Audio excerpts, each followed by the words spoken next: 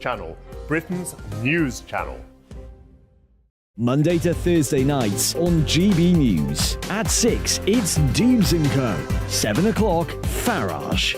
At 8, join Mark Stein. And at 9, Dan Wootton Tonight, followed by Headliners. On TV, radio and online. This is GB News.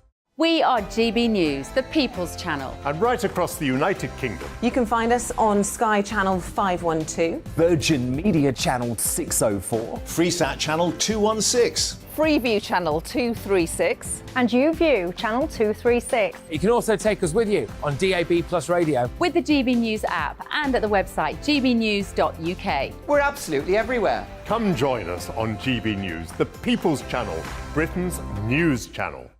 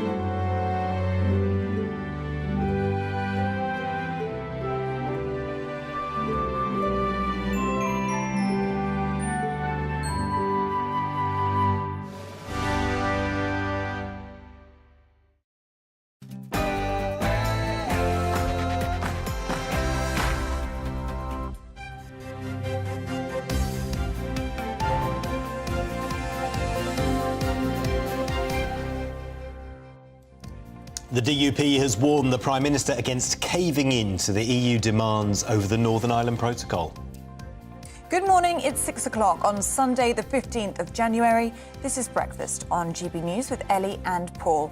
Here are your top stories this morning. Rishi Sunak is under pressure following reports he was softening people up for concessions that would leave the Northern Ireland Protocol intact.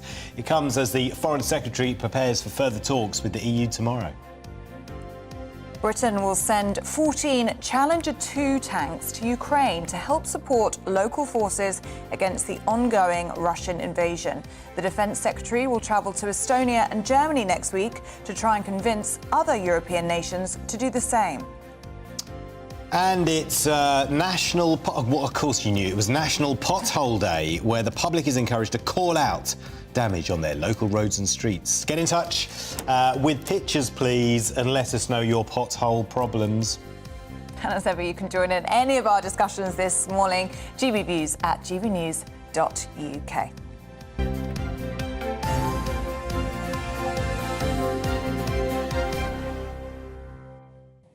Yeah, potholes and politics, the theme this morning. Our top story, though, Conservative MPs warning that the Brexit deal may be at risk if Rishi Sunak caves into EU demands. Well, it comes ahead of a meeting between the Foreign Secretary and the EU's chief negotiator tomorrow. The Democratic Unionist Party and Tory backbenchers have both expressed concerns that concessions could allow the UK to rejoin the single market.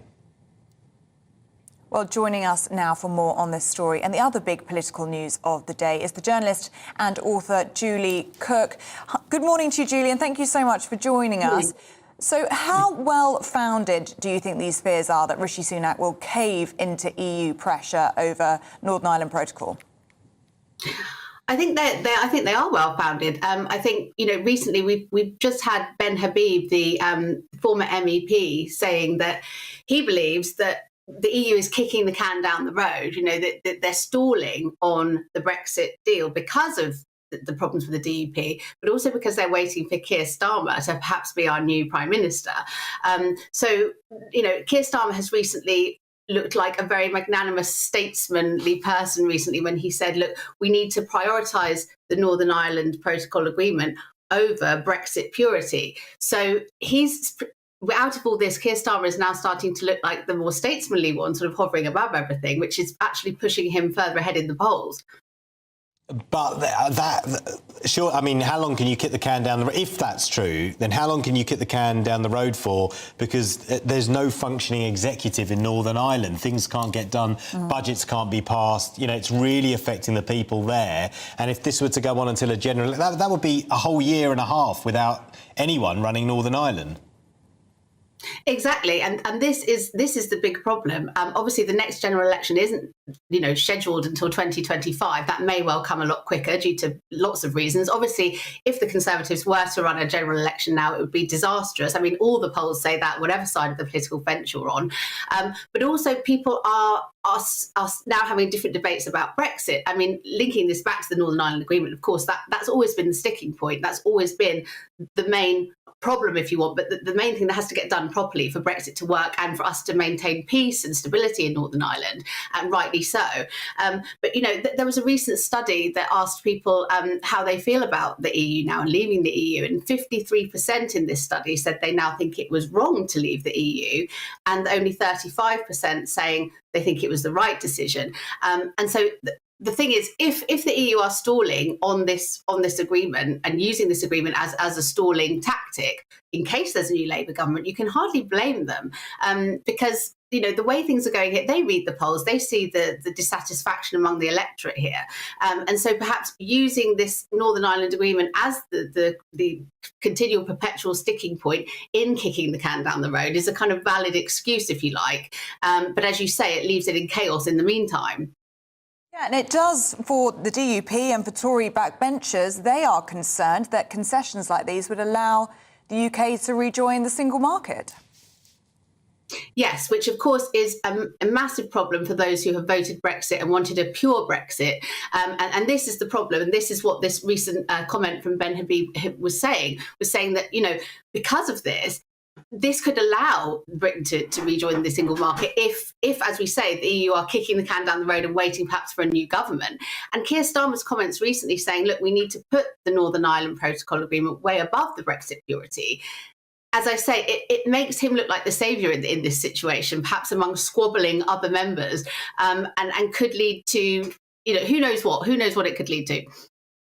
But we have to mention, in fact, we can't have a discussion about the Northern Ireland Protocol without mentioning the European Court of Justice, because that's going to be the huge sticking point for the right of the Conservative Party, for the ERG. They simply will not accept the jurisdiction of the ECJ when it comes to resolving disputes with the Northern Ireland Protocol. And that's going to be the nub of resolving the protocol, won't it?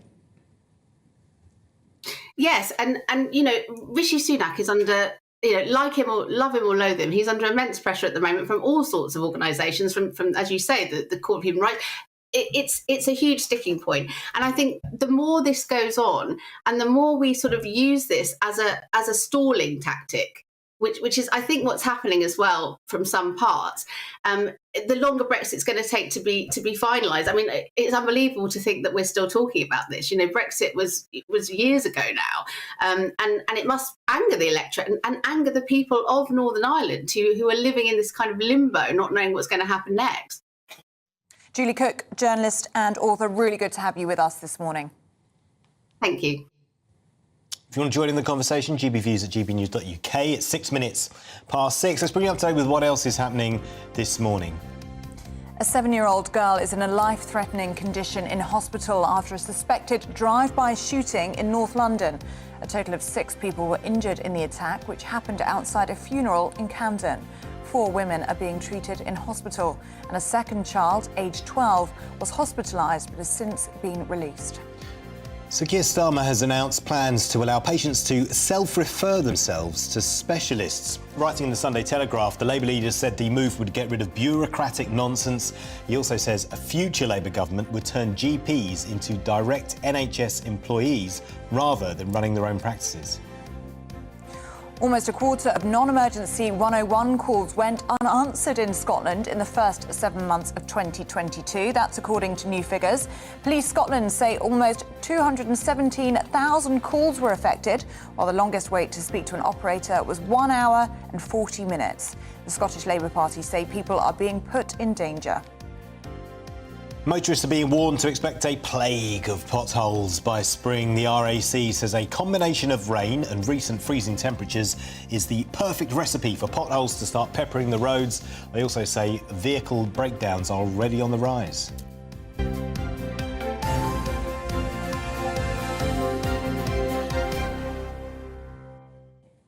Now, it might be winter, but the war in Ukraine shows no signs of cooling down. Yes, Russia's military says it has captured the Ukrainian salt mining town of Soledar after a long battle.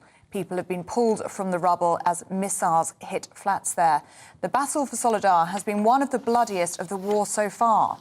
But as the battles rage in the east, Britain is once again stepping up its support, breaking the psychological barrier to be the first country to send modern tanks to the beleaguered nation. Well, joining us now is the former head of counter-terrorism at the MOD, Major General Chip Chapman. Good morning to you. So tell us about this decision to send these Challenger 2 tanks. What exactly are they and how are they going to help Ukraine in this fight? Well, it's a modern combat tank, very capable. And really it symbolises, along with a number of other mechanised forces, a shifting of the red lines to give Ukraine the potential for mobile warfare in the future. Now, I know it's the first main battle tank which has been announced. Actually, earlier this year, both the US said they're sending 50 Bradley, which is a mechanised infantry combat vehicle. France is going to send a thing called the AMX-10 RC, which is a light tank. Germany is sending 40 Marders. That, again, is a mechanised infantry combat vehicle. If you combine those things together, you get a combined arms grouping. That's the one which can punch through for offensive operations. So it's really this shift in the red lines, which will probably lead to other countries in the next 2 weeks also giving armour to the Ukrainians, which gives them this idea of a winning faster strategy in 2023. But of course, the enemy on the other side gets a vote in that, and it looks like the Russians are going to mobilise another 500,000 men this year on top of the 300,000 they mobilised in October. So there's a lot of hard fighting to come yet. So just to clarify, it's more a symbolic gesture to encourage others to also donate, but to give them military equipment. Yeah, it's partly that. So someone's got to be first, and it's always a good thing to be first with the most. So I think we're going to see two waves, really. Firstly, we're going to see more Russian-built tanks, which they're used to working on delivered via Czechoslovakia and Poland. That's the T-72 tank. But secondly, and more importantly, is really when Europe gets its act together and probably delivers German Leopard 2 tanks. The reason for that is that is a tank which is used by most European armies. The Challenger 2 is a fairly bespoke but very capable bit of kit. For example, its 120 millimeter ammunition is different than the 120 millimeter ammunition of the Leopard tank and other tanks. So the CR2, Challenger 2, can't use NATO ammunition because it's got a rifled barrel rather than a smoothbore barrel. Right. Sorry, and just to clarify, what does that actually mean in terms of the strength of the firepower and the distance?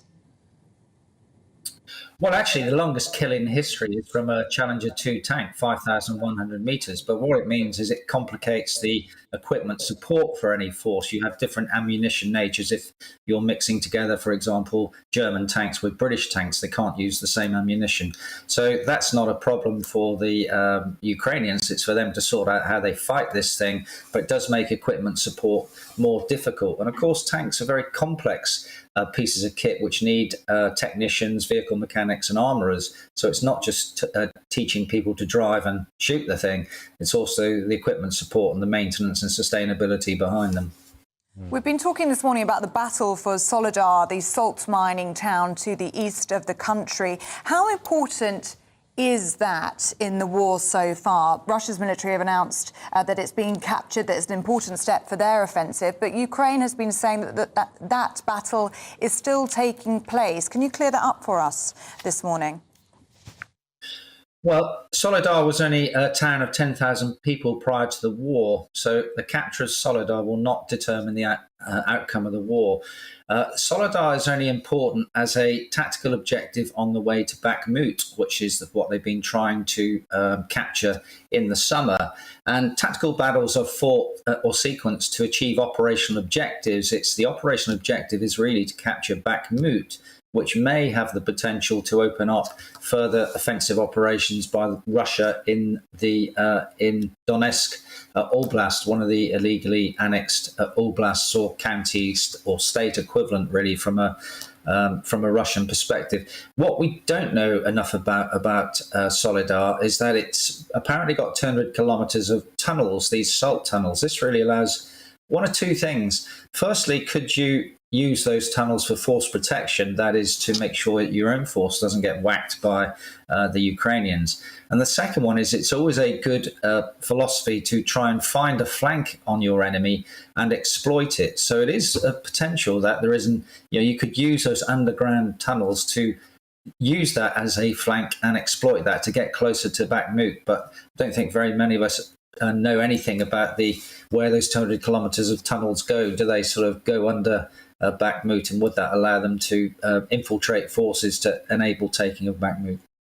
Yeah, and just to clarify, you were talking about Russia mobilising another 500,000 men for the battlefield. You think there's going to be a big escalation in fighting come the spring? Yeah, I think there's going to be spring offensives from both sides. From the Ukrainian perspective, Bakhmut is important for them to hold there and trick the Russians. That gives them the freedom of action to do offensive operations elsewhere where they want to. The real prize, it seems to me, is to do an offensive operation from Zaporizhia towards Crimea. Crimea is the jewel in the crown from a Russian perspective, so threatening that rather than a counteroffensive in Bakhmut is far more important. And you don't think any front will be opened up in Belarus anytime? Not really. I think they're using that for training, but the key thing in Belarus is that having forces training there and some Russian forces there does what we call fix Ukrainian forces. You have to make sure that that is not a vulnerable flank, and so you have to defend against it. That is, that you can't use those forces elsewhere. So that's really the significance of Belarus at the moment. I think the Belarusian army is so weak that it would collapse within a month if it were to be used alongside the Russians, and that would threaten the Lukashenko regime, and you don't want one of your satellite countries going from a Russian perspective. So I don't think that's still a high probability. Major General Chip Chapman, really good to have your analysis on the programme this morning. Thank you very much. Yeah, interesting stuff. It is 6:15. The World Economic Forum's annual meeting will kick off this week in Switzerland. It's basically where more than 2,500 leaders from around the world will meet to discuss the pressing global challenges. Yes, Davos 2023 comes at a time when the world is facing a multitude of crises, from the Ukraine war to global warming, as well as rising global inflation and energy rates. Well, here to tell us what to expect from this year's forum is the co-founder of Regionally and business commentator Justin Urquhart-Stewart. Justin, good to see you. Good morning. Hello. Good morning. First of all, just explain for those who don't know what the World Economic Forum is. Sometimes we hear some people talk about it being this like weird shadowy group that's in charge of the world. Is it a bit like it's not that like Spectre in James Bond? That's how some people see it. People would love to have the idea that it's actually the secret group, but they always had rumours of that going around. No. This is basically a conference organised on a regular basis, and it's been based in Davos, but they have had it in other areas as well, particularly when you had issues over the pandemic. But basically, you get together political leaders, and if they happen to be free at the time, but they all love to be free because they love to be seen there, and you get large corporates turning up as well, and they turn up because they want to be seen with the politicians, and of course the politicians want to see if they can get some non-executive directorships possibly when they find themselves being thrown out at the next election. So there's an awful lot of trading going on here in terms of business cards and things like that, and who could be nice to each other. Are there any major political decisions ever made? No.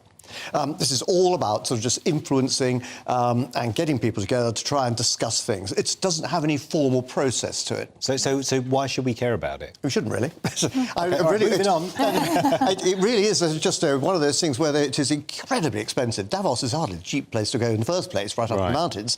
OK, it's good and secure from that point of view, but you'll get all the leading business people, the accountancy firms, the banks and things like that. You get the leading political figures, and it's good for them to be able to talk over some key issues, over what have we got? Pandemic, got a war, you've got a global economy slowing down. To try and reach some agreements as to what we're all doing, that's not bad, that's OK. But don't expect any key decisions to be made. It's not like sitting down and saying, right, we're going to come out with a new Chinese-American deal as to how we're going to grow the economy, which actually would be a downside more useful. So be wary over this. So you're going to get an awful lot of nice publicity pictures of people having handshakes and this, that and the other. But actually what it is companies trying to do back deals in terms of actually getting influence with politicians and those sort of things, all those bits you really don't want to know about too much.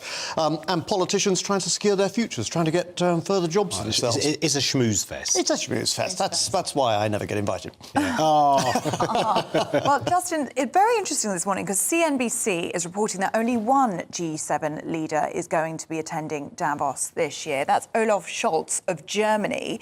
And it's thought, at least this report suggests, that it's because it is such a bad look at the moment in a cost of living crisis, as you say, Ukraine war, inflation, energy crisis, for global leaders to be rubbing shoulders, really, with the financial elite. What do you make of that? Well, dear Mr. Schulz, yes, he's leader of Germany, but most of the world hasn't heard of him, let alone recognise him. So he probably wants to be there, so people actually say, oh, it's you.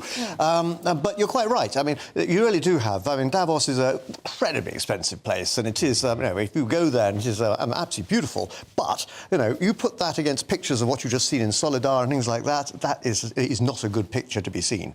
And there are, frankly, more responsible things for us to be doing to try and actually make sure the world economy and the world's population are in a better shape than they were last year. Yeah, and just very quickly, your analysis of the recent economic figures, GDP went up slightly in November. It's a rounding figure, but it didn't go down, so it's encouraging from that. No, we're going to see a lower, slower economy. The global economy is going to slow down. Doesn't mean you head for depression. Recessions are perfectly normal. What the government has to do is actually focus on the key areas of the British economy where there is growth. And we know where that is. It's actually in high tech, not in the southeast, but all over the country. We're very good at setting up small businesses in high tech. That's where the growth area is.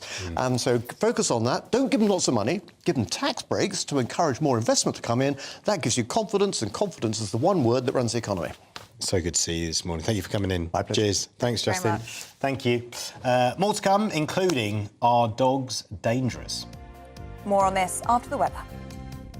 Hello, I'm Craig Snell, and here's your latest forecast from the Met Office. Well, looking ahead to today, certainly the brighter day of the two, and for most of us, it will certainly be feeling a good deal colder than it did yesterday. So here's yesterday's area low pressure. It's now moving off into the continent, and that is allowing us to start to drag in some very cold air from the Arctic as we go through the course of Sunday. So out there at the moment, we've still got some overnight rain and hill snow across parts of England and Wales, but that will continue to sink its way southwards and begin to break up. To the north of it, lots of sunshine actually for northern England and southern Scotland, but frequent snow showers further north across Scotland being brought in on a fairly brisk wind. So feeling very cold up here, highs only 2 to 4 degrees. A colder day than of late further south, but actually temperatures around where they should be for the time of year. Going into Sunday evening, we're then starting to see further rain and showers move in from the west. As it starts to bump into the colder air, we may well start to see some sleet and snow, especially across the higher ground of Wales and the Midlands, maybe even Northern Ireland. Further snow showers too for Scotland, so again a risk of some further ice here. And then later on in the night, just keeping a very close eye on the southeast corner, could also see some rain, possibly even some sleet across the higher ground of the Downs down here as we start Monday morning. But for most on Monday, it's going to be a cold start, but plenty of sunshine for a good chunk of the UK. Snow showers continuing across the far north, and then eventually skies beginning to clear across the southern half of England too. So by the afternoon, lots of crisp sunshine around, but it's certainly going to be an afternoon to wrap up warmly. Temperatures really struggling. At best, maybe 7 degrees down towards the very far southwestern corner. And really that sets the scene for next week, especially middle of the week, Tuesday and Wednesday, very similar. Plenty of sunshine inland with a few showers around the coast, but certainly frosty by night, certainly wrap up warm.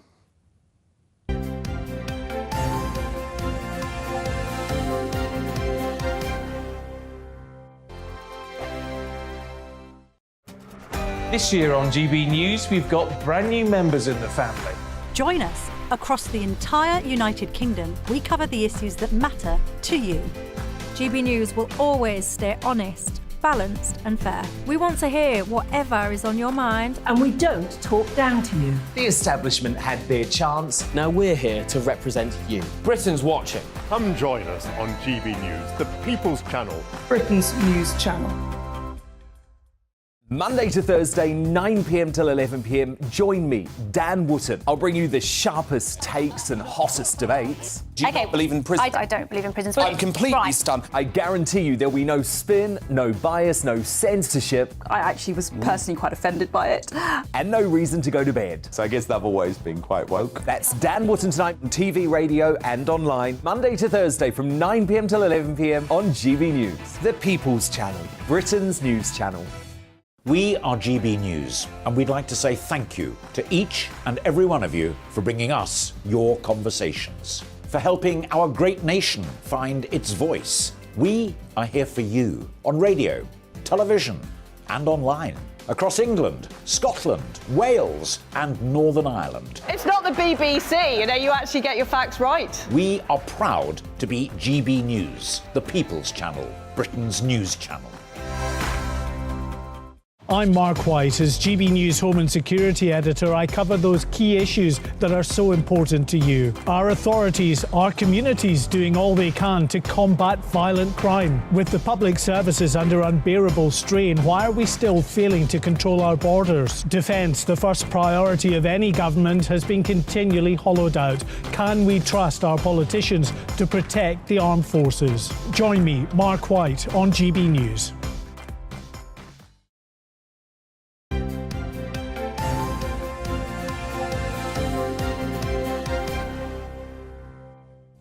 Good morning and welcome back. You are watching and listening to Breakfast with Ellie and Paul. Still lots more to come on today's programme. Including National Pothole Day is today, and the RAC is warning road users to be extra aware due to the cold and wet weather. More on that at 6:45. And remember, you can get in touch in all the usual ways. You can email gbviews@gbnews.uk. John says, just like Tony Blair giving British powers away in the Lisbon Treaty without putting it to the British people, we have a British Prime Minister that wasn't even voted in by members of the Conservative Party. This is a mess. Well, keep your views coming in. We love to hear from you.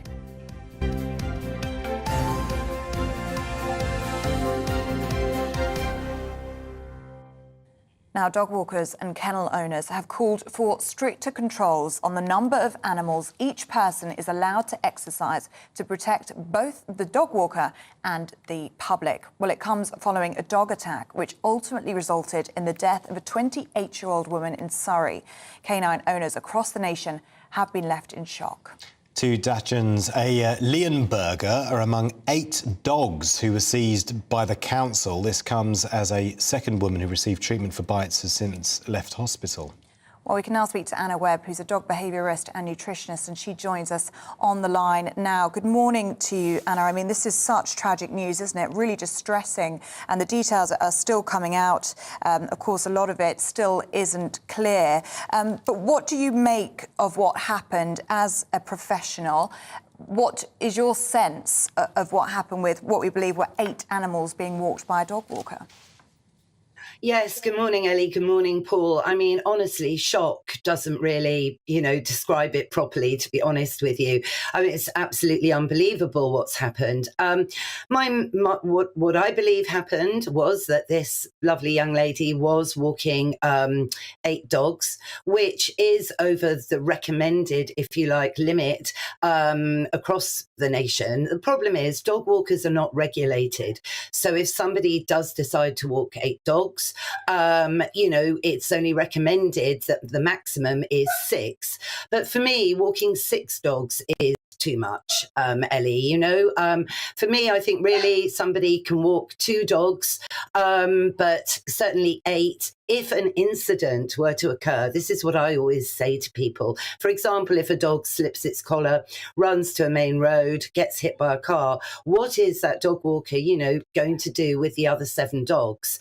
So here is an incident where what I understand happened was she was walking along with her dogs all on lead when another dog invaded their group and caused a fracas where the dogs became a bit reactive, overexcited. One thing led to another. She's holding 8 dogs, one of which is a Leonberger. Now, what I also understand from this is, which I find extremely interesting and it's close to my heart, that none of these breeds were, labelled as, in inverted commas, dangerous dogs. A Leonberger, we've got a picture of one up on the screen right now, is a very large dog. Look, Dachshunds, they are listed in the top 10 most popular breeds at the moment. They're great dogs. None of these dogs are, in inverted commas, dangerous, although I do believe that it's never the breed of dog that you need to look at here, but it is the socialization and the training of a dog. And what we're facing at the moment, post-pandemic, with a huge surge in dog ownership, is I honestly believe that the face of dog ownership is changing now to a level where we do need to look at what's going on. You see, I have dogs, and the reason I have dogs is because I love walking them. So I will always walk my own dogs. And I feel that the message now with people is that you don't walk your own dogs, you hire a dog walker. And I think this must change. So there's this aspect. I think there's social misconceptions as to what dogs are and how you should live with dogs. A situation occurred. I think the dog walker tried to split up a fight between 1 or 2 of her dogs and these dogs which invaded their environment, and things really just got out of control. I think the leads wrapped around her legs, she was brought to the ground, and they misplaced their energy and frustration and angst and attacked her. I mean, it is extraordinary. I don't think anything like this, as far as I know, has ever happened, in modern times before. But then I've also heard reports that there were 2 other dogs off lead, out of control, running around the park area, that after, causing this situation with her and her dogs, continued to chase 2 women on horseback, causing one of the horses to bolt, which is a dangerous situation. And the rider fell off the horse. Fortunately, she wasn't, too badly injured, but the horse was actually heading to a main road. So that could have caused, a massive problem, car incident and all the rest of it. So what this is really underlining, and I think everyone speaking out about this is saying the same thing, we need tighter regulation. We need to understand that dogs are dogs and dogs love to be with their owners. And walking your own dog not only brings great benefits to the individual who owns the dog, but it's also best for the dog's well-being. Anna, I was just wondering, what do you mean by tighter regulation? Because there are laws in place already, and councils can stipulate in their jurisdiction how many, the maximum limit for dog walkers. I understand you're talking about a change in behaviour and in the way, and in terms of people should be more responsible for their dogs and walk them themselves. I understand that. But when you say tighter regulation, what are you talking about exactly? I mean, previously in the past, there have been ongoing calls for all dog owners to go through some sort of mandatory training. Is that what you're talking about? Yeah, partly, yeah, absolutely. That there should be some qualifications for dog walkers, and first aid kits should go out with dog walkers.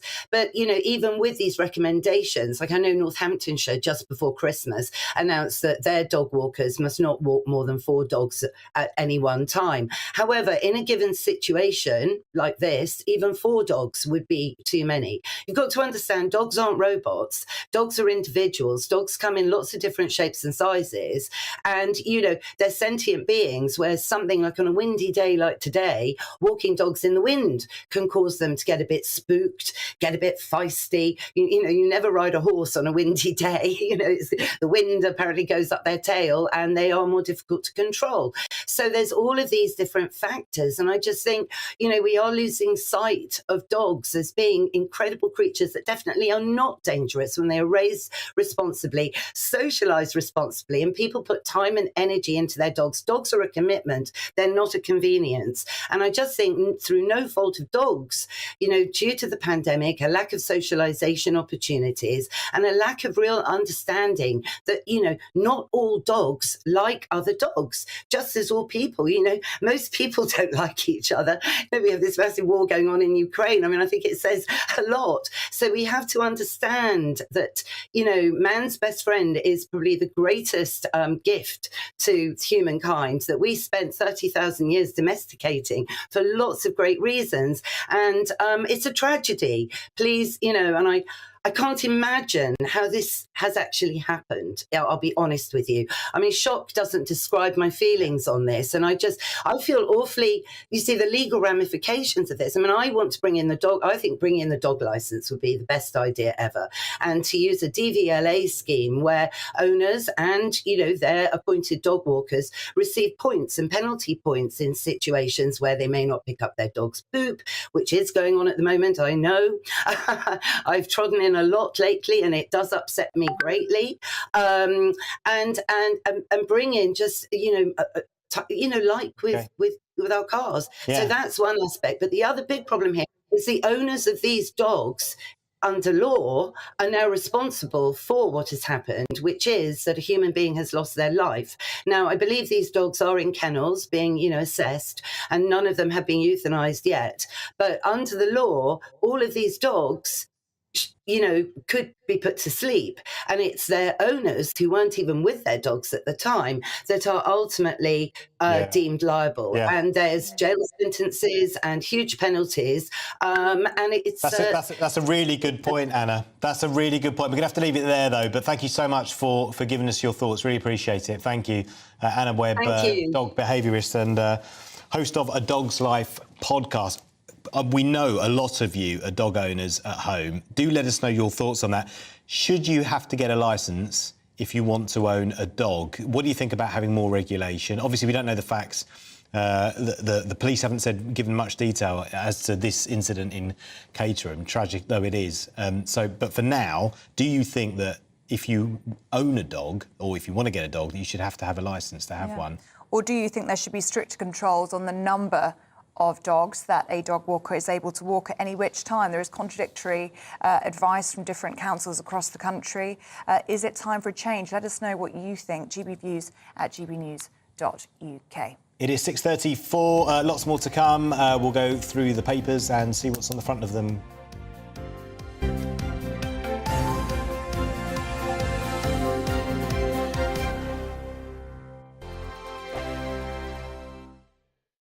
Monday to Thursday nights on GB News. At 6, it's Dubes & Co. 7 o'clock, Farage. At 8, join Mark Stein. And at 9, Dan Wootton Tonight, followed by Headliners. On TV, radio and online. This is GB News.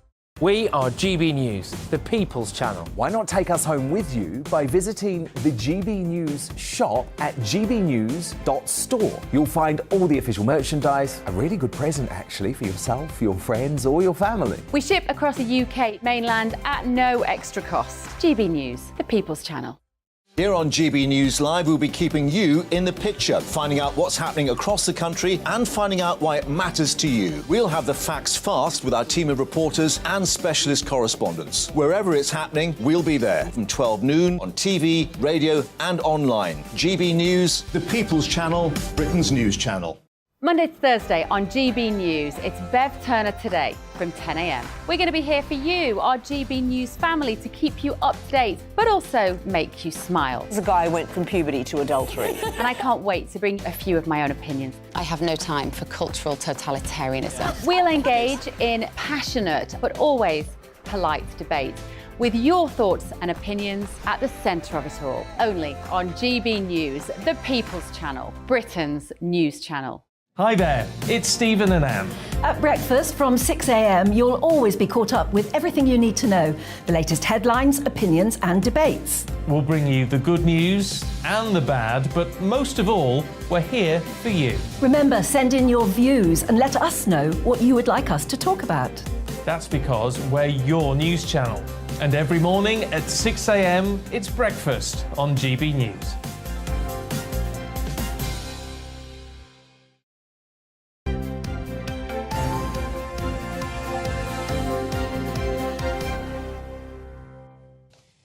Welcome back. You're watching and listening to Breakfast with Ellie and Paul. It is 6:36. Let's take a look at the front pages.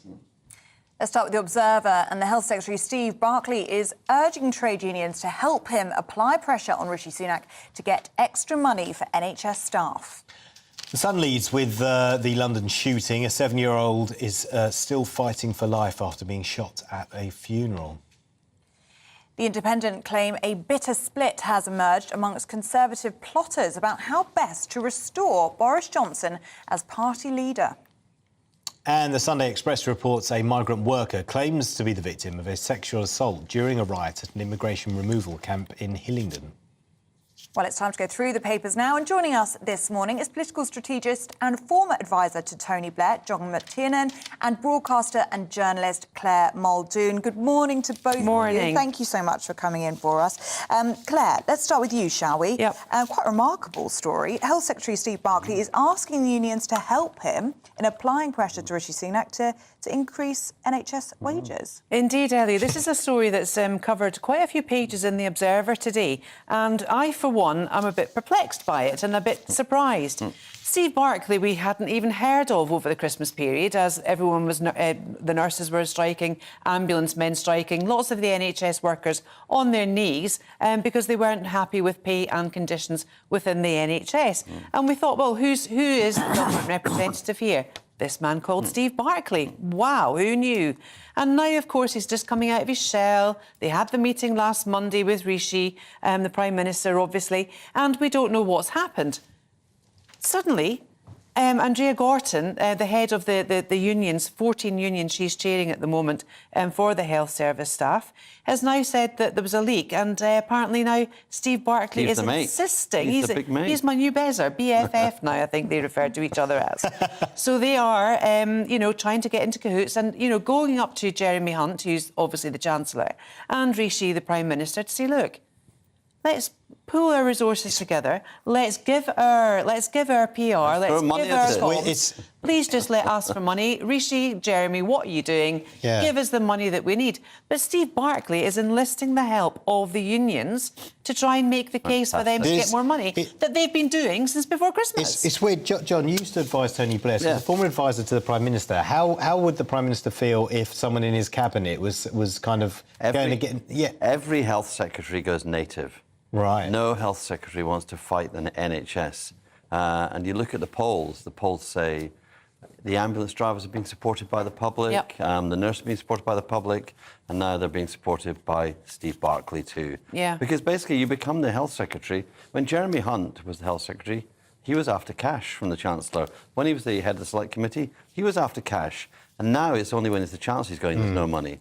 So I think, Steve Barclay's trying to exploit the fact that he knows that Jeremy Hunt knows the problems in the health service, knows the money that's needed. But to do it this publicly, to be in the Telegraph and a few other papers... that's correct. Well, I mean, he's Steve, he's not running. He's not running, but he's trying to be popular. I think what he's saying is, look, I can't actually do anything about it, so I'm going to open a can of worms here and just stand back. Yeah. Look, guys, it's not me. I've tried, but it's not me. The last person to properly take on a strike in the health service was actually Ken Clarke, who in the 90s broke the ambulance worker strike.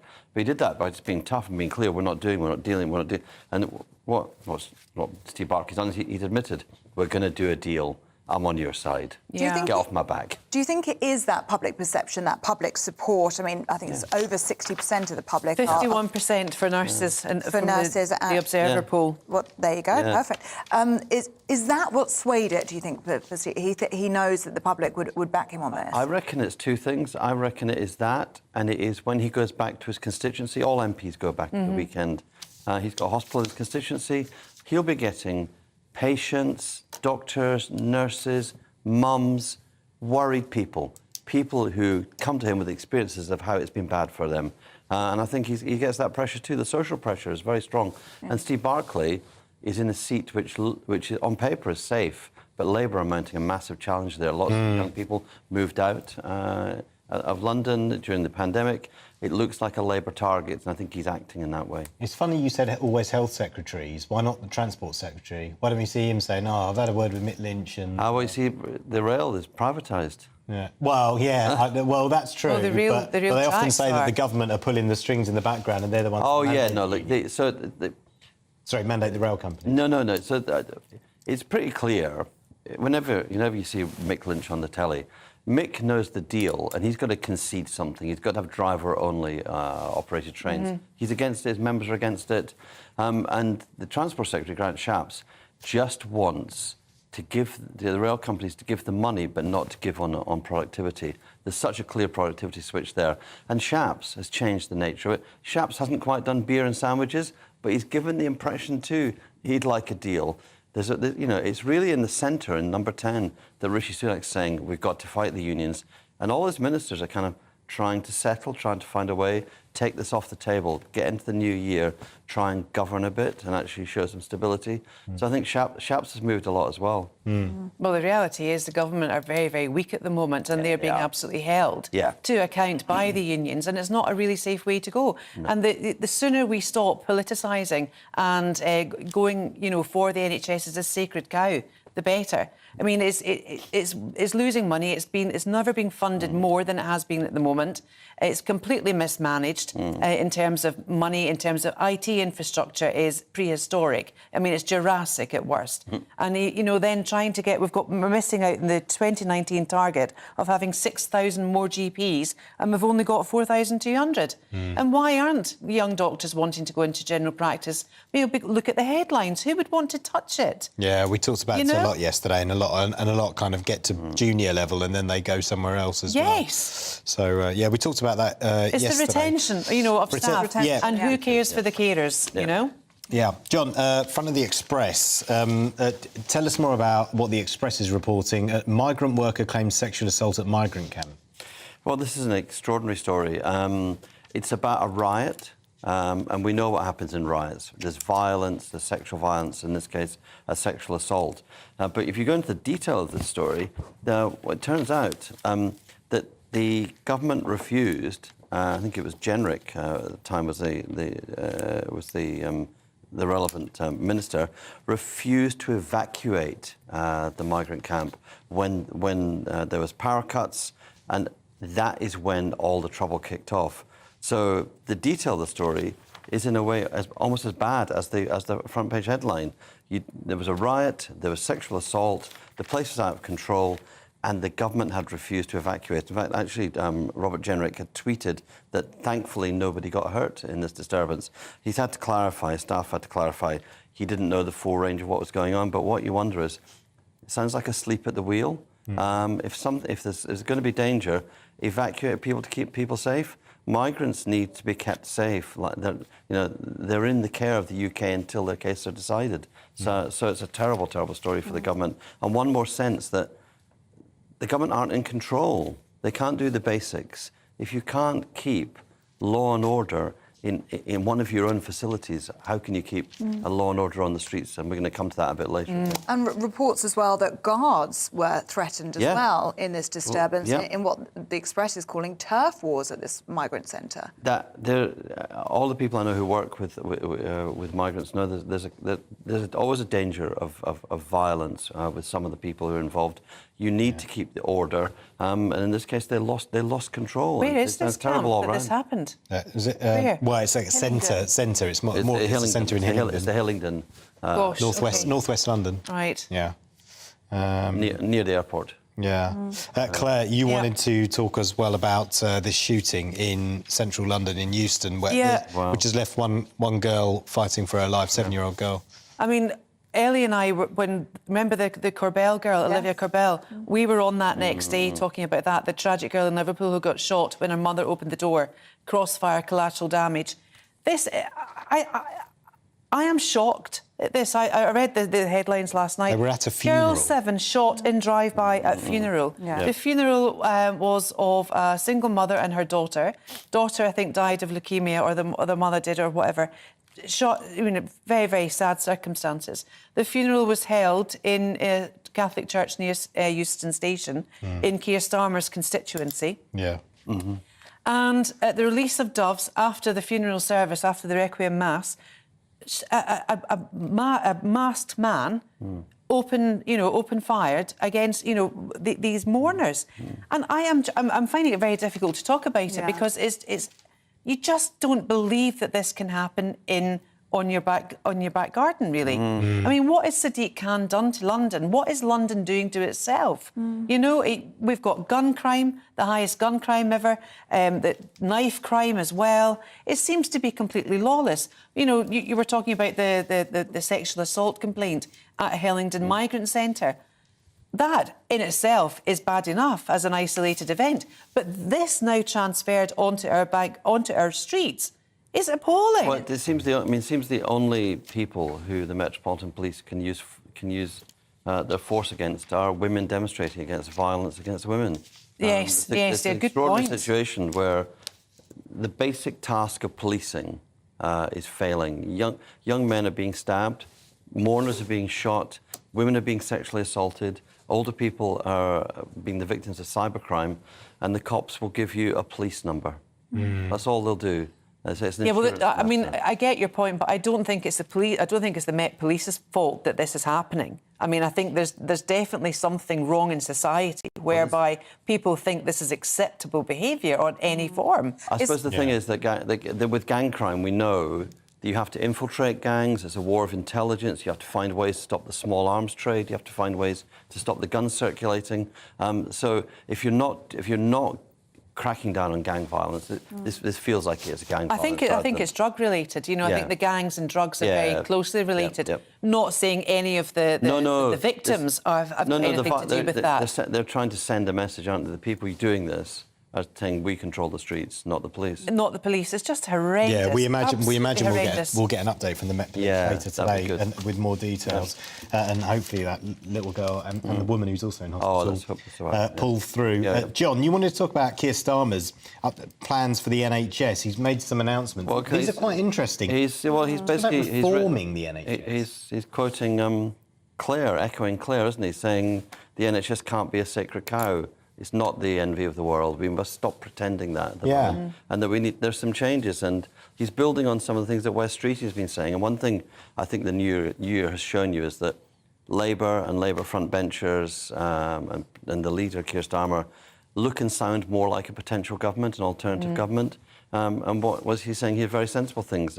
Wes Streeting has said, if women coming into medicine don't want to be partners and run a business as a GP, let's make them salaried. And Keir's saying, if you have a chronic condition and you want to see a consultant, why do you have to go to a GP? You know your chronic condition. Most people with chronic conditions understand what's going on. They know when they need to see somebody.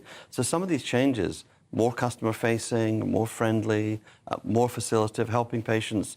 But the big thing is, he will cut the crap, and I think that's a good message to have from a Labour leader, an opposition leader, and I hope that pushes the government to respond as well. It's such a fascinating time, though, isn't it, John, at the moment, where Labour has to sound right. It has to be giving the right impression to would-be Labour voters, to the Red Wall.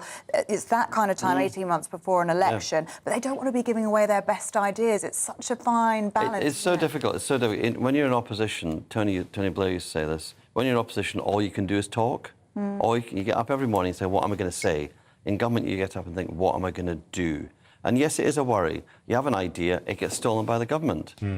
But it does also mean that you're making the weather.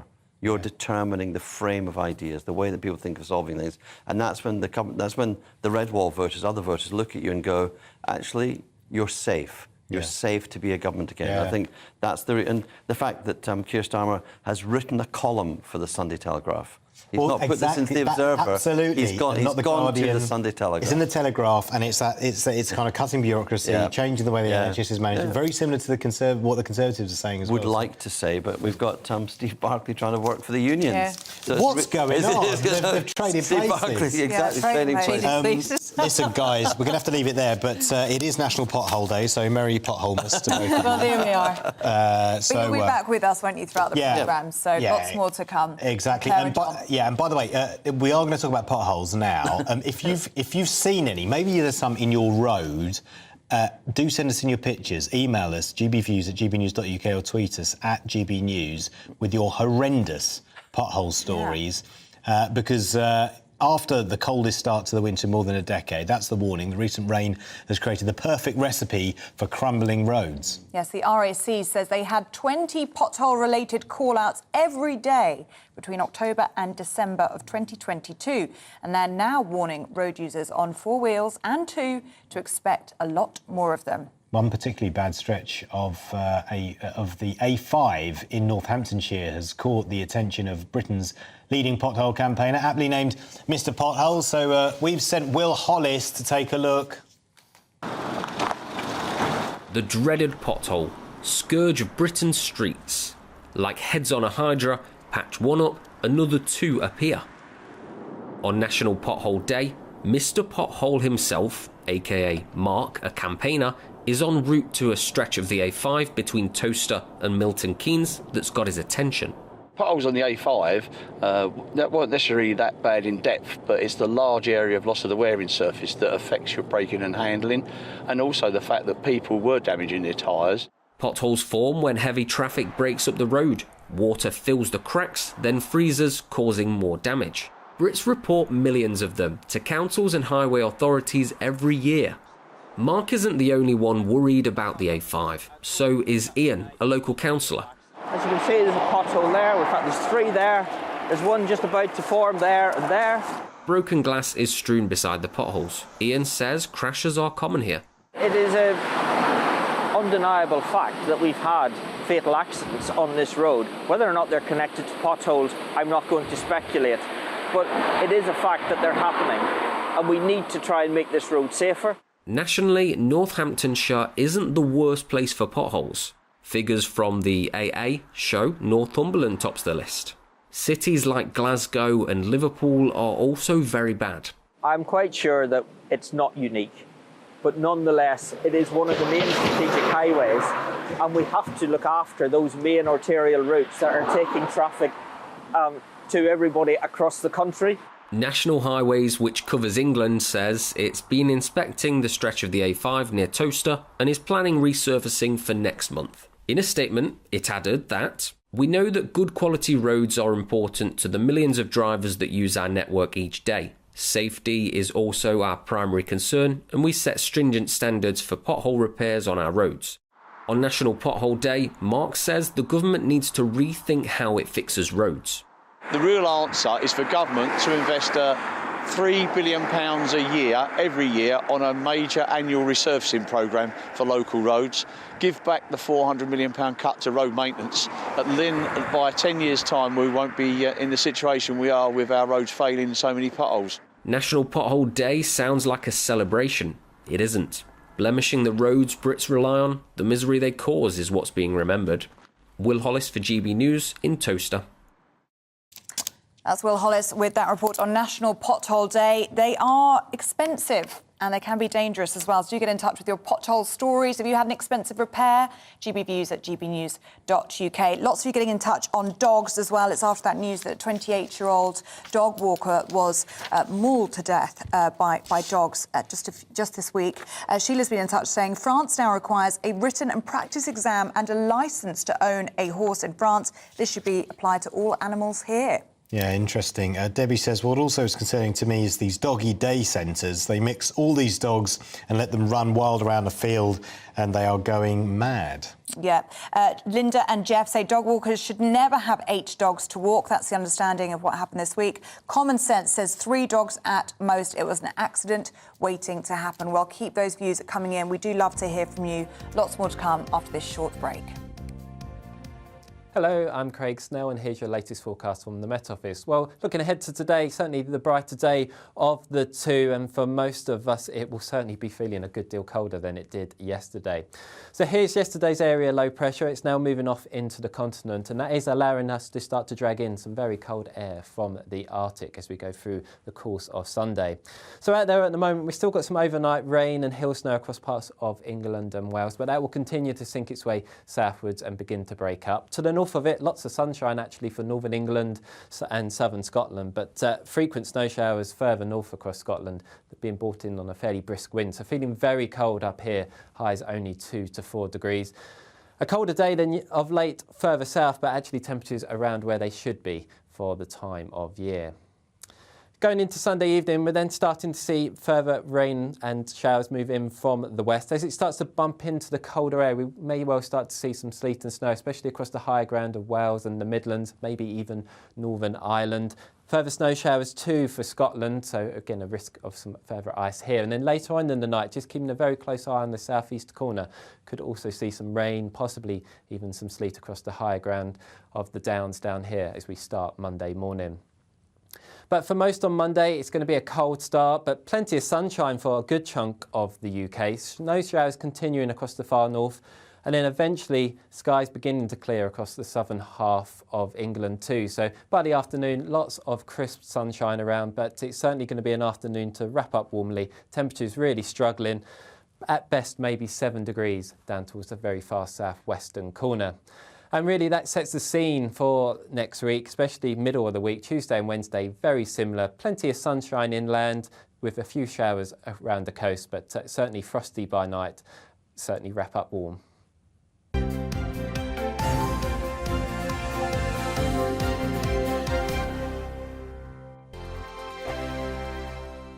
Every morning from 6 o'clock, we'll wake you up with GB News Breakfast with all the stories you didn't know from the night before. So whether it's serious news, entertainment, or your own views from all over our great nation, we're here to kick off your day with a smile. The national media should be reflecting and reporting what's happening here. You will notice the northwestern accents. Whether you're with us on TV, radio, or online, every morning, it's breakfast from 6 a.m. Hope you can join us. We are GB News, right across the nation. You can get us on television, on radio, on digital. We're absolutely everywhere. Amazing! You see, amazing! You remind me of me in the European Parliament. But here's the most important bit. We are not part of the mainstream establishment. We think and speak just like you do. We are the People's Channel. Magnificent. That's really, really thoughtful. Come and join us on GB News, the People's News Channel. My name's Tom Harwood and join me 9:30 a.m. every weekday for The Briefing, your one-stop shop for everything you need to know about what's going on in politics today. I wonder if this is a deal that might need to be like the biscuits in this factory, twice baked. Is there not an opportunity here to win out against the extremes? Tom Harwood, GB News. What are you going to do about it? Things should have been done differently, and they certainly are being done differently. Don't miss it. The Briefing with me, Tom Harwood, 9:30 Monday to Friday on GB News. Join me, Nana Akue, Saturday and Sunday afternoons on GB News. Expect fiery debate and passionate discussion as me and my panel tackle some of the biggest topics hitting the headlines. It's a place for everyone's opinion. No one gets cancelled, but no one gets an easy ride. Oh, she's on it today! Be ready for conversations that are fierce, frank, and of course, fun. Every Saturday and Sunday afternoon from 4 p.m. on GB News, the People's Channel.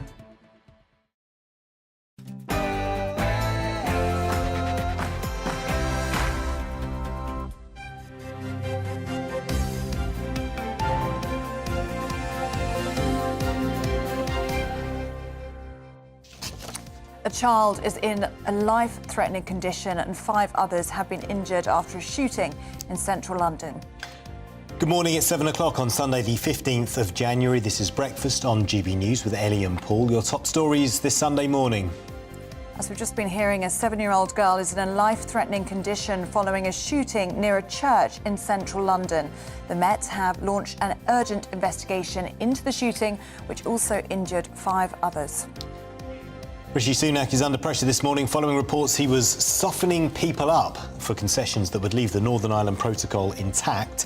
It comes as the Foreign Secretary prepares for further talks with the EU tomorrow.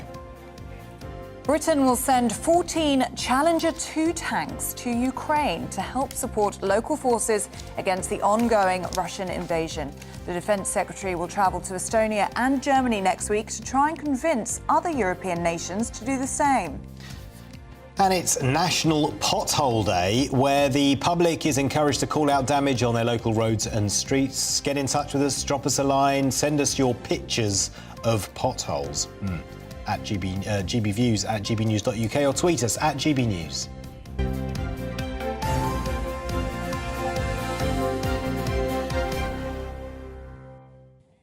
To our top story now, and a 7-year-old girl has suffered life-threatening injuries in a shooting in Euston in central London. Another girl aged 12 and 4 women were also injured, although the Met Police say all are currently safe and stable. Well, for more on the latest on this incident, let's go now to the former Metropolitan Police Officer, Peter Bleksley, who joins us on the line now. Peter, very distressing news here this morning. What's your understanding of what's taken place at Euston? Well, first of all, I'd like to start by saying my thoughts, of course, are with everybody affected by this truly ghastly crime. What will have been happening throughout yesterday afternoon and through the night is that the crime scene will have been examined. They'll be looking to see if any shell casings from the bullets that were fired can be retrieved and if any forensic evidence will be forthcoming from those. But moreover, there will have been a huge CCTV trawl because, of course, this part of central London has got almost blanket CCTV coverage. We know that a vehicle was involved in the crime, so they will have been trying to trace the movements of that vehicle both before and after the shooting, not only using CCTV, but also automatic number plate recognition cameras, of which there is a network throughout the UK. So that will be the primary focus of the investigation, and I would fully expect there to be a press conference today when I would imagine a very tired detective will be asking people to check their dash cams, for example, on their vehicles if they were anywhere near the location of that crime yesterday afternoon, just after 1 p.m, to see if they can notice anything on there, and the inquiry will, of course, be very, very fast-moving as they try to solve this abysmal crime. Yeah, as you say, it is a shocking crime in and of itself, and surprising, especially given that the number of firearm offences in London, for 21-22, it was 1,071. That's half the number 4 years ago.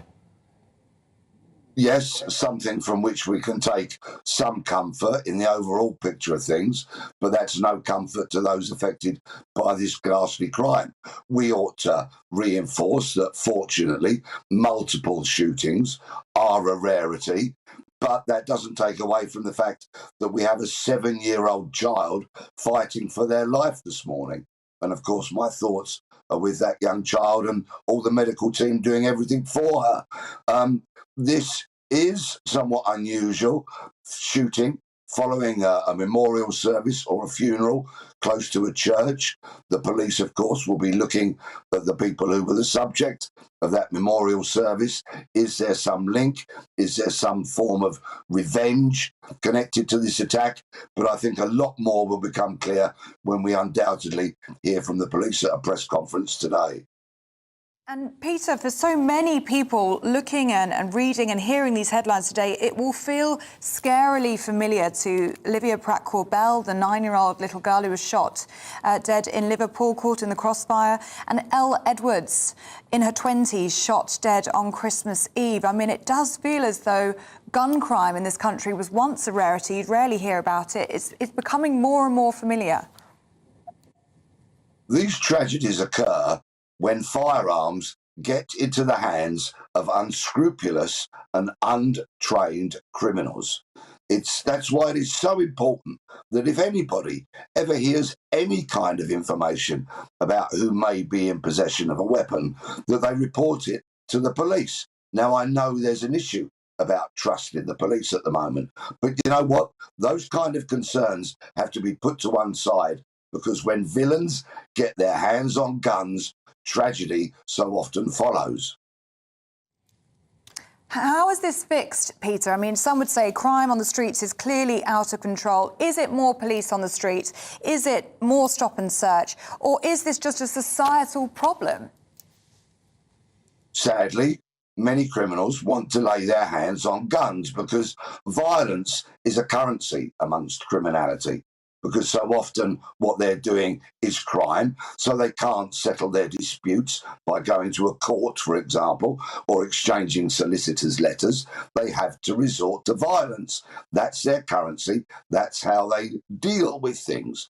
So it's absolutely crucial that the police and the public join up together to ensure that when we hear about firearms being in circulation, The police get to know about it and they can make arrests and take these weapons off the streets. It always ends in tragedy when crooks lay their hands on guns, and I know that the police will be doing everything they possibly can in connection with this inquiry, but beyond that, in covert operations that we hear nothing about until such time as villains are arrested and firearms are seized. Crooks and guns is always a dreadful, dreadful mix. Appreciate your time this morning. Thank you. And this is, of course, a developing story, so we will keep you updated on it on GB News throughout the day. It is 7:07. Conservative MPs are warning that the Brexit deal may be at risk if Rishi Sunak caves into EU demands. Well, it comes ahead of a meeting between the Foreign Secretary and the EU's chief negotiator tomorrow. Yeah, the Democratic Unionist Party and Tory backbenchers have both expressed concerns that concessions could allow the UK to rejoin the single market. Well, joining us now for more on this story and the other big political news of the day is the political editor of the Huffington Post, Kevin Schofield. Really good to have you with us, Kevin. So let's talk first, shall we, about these claims that Rishi Sunak will be caving to EU pressure. How well-founded do you think those claims are? I mean, it depends on your viewpoint. I mean, one person's sensible compromise is another person's caving in to pressure. I mean, what you've got to remember as well is that Rishi Sunak is a Brexiteer. He voted to leave. He wasn't one of the more vocal campaigners during the referendum. However, I think that does give him some cover with Conservative backbenchers to make some concessions, because he can turn to them and say, look, guys, I'm a leaver. You know, I voted for Brexit.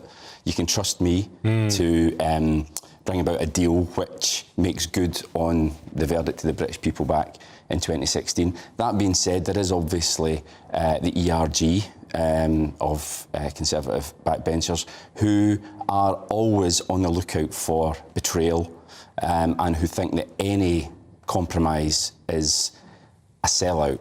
Yeah. So it's a difficult one for him. But clearly I think he wants to get this deal done. I think the EU wants to get this deal done. It's now, what, 6.5 years since the Brexit referendum, 3 years since the Brexit deal, and we're still going round in circles, more or less to do with the Northern Ireland Protocol.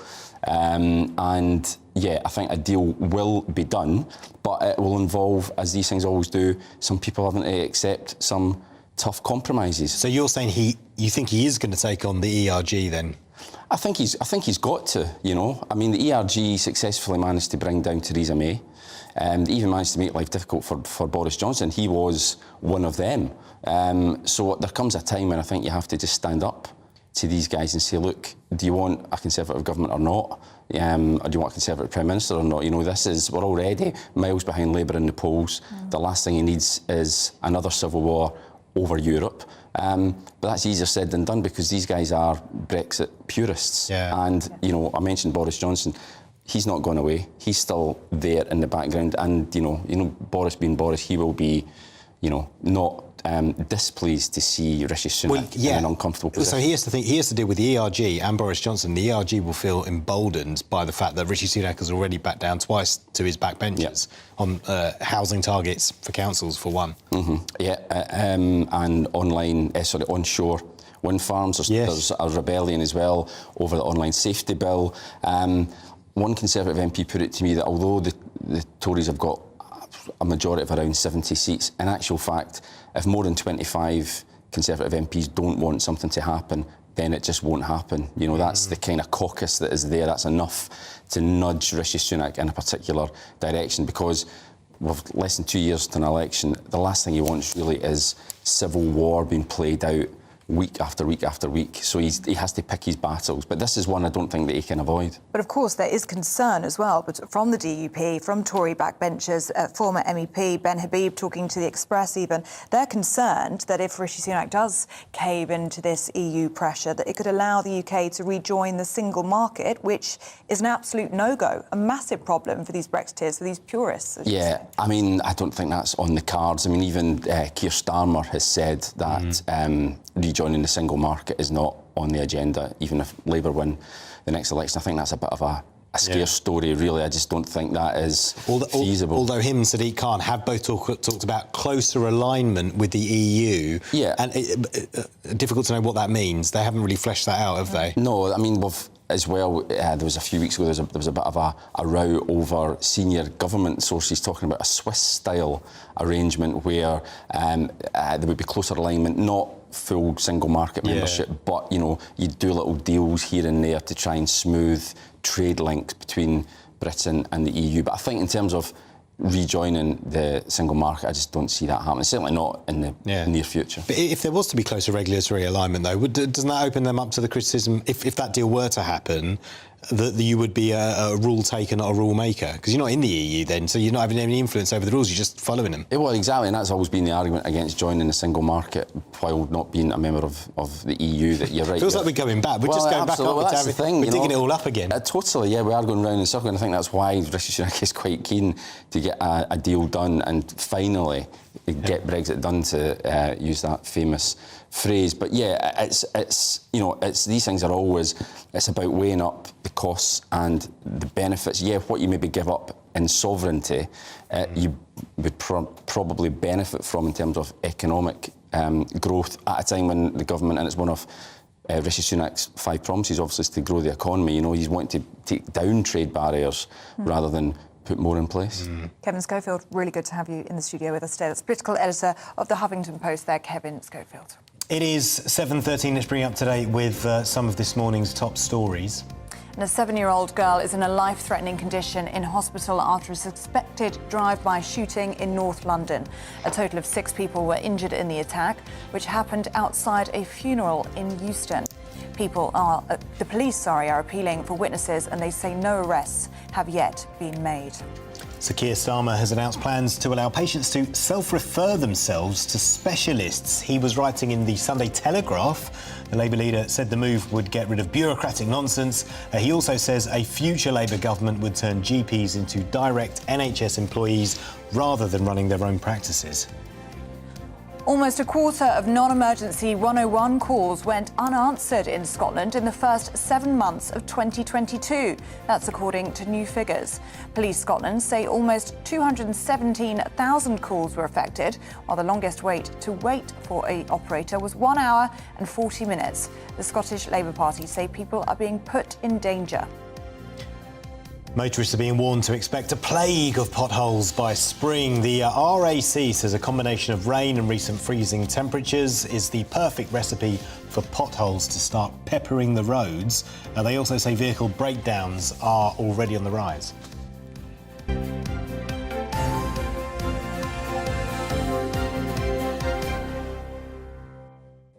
And actually, temperatures are meant to drop overnight, so it's going to be cold again, so those potholes could be reappearing. And speaking of cold, it might be winter, but the war in Ukraine shows no signs of cooling down. No, Russia's military says it has captured the Ukrainian salt mining town of Soledar after a long battle. People have been pulled from rubble as missiles hit flats there. The battle for Soledar has become one of the bloodiest of the war so far. But as the battles rage in the east, Britain is once again stepping up its support, breaking the psychological barrier to be the first country to send modern tanks to Ukraine.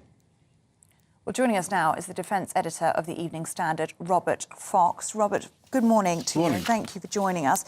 So first of all, what are these Challenger 2 tanks, and how are they going to help in Ukraine's defence and ultimately better their protection? They're big chunks of machinery, very, very heavy indeed, one of the heaviest tanks in the world. They're pretty good. They have been, after a lot of trial and tribulation, that it is one of the best British tanks. It's up there in the top bracket. 12 tanks by themselves are not going to make all that much difference, but they're very good. They've got a very powerful gun, very well protected, which was unique Chobham armour, which they've sold to the Americans. Still, some of the formula is highly secret, so that even if you have exercises and battles that I've witnessed, where they drop panels and you have to go back and recover them for fear of them getting into the hands of an enemy. The symbol is that Rishi Sunak, the Foreign Secretary and Ben Wallace hope that this will make other NATO allies provide the tanks that Zelensky has asked for a long time, but he really needs now. Yeah, because there's going to be a huge spring offensive, right?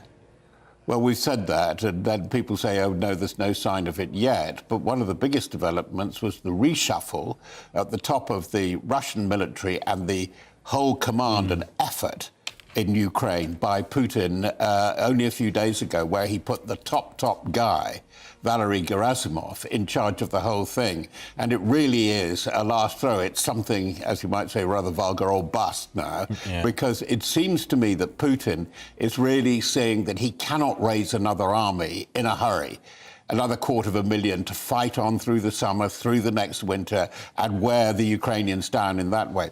The big question, though, is whether Putin has succeeded in regenerating, really cranking up Russian industry.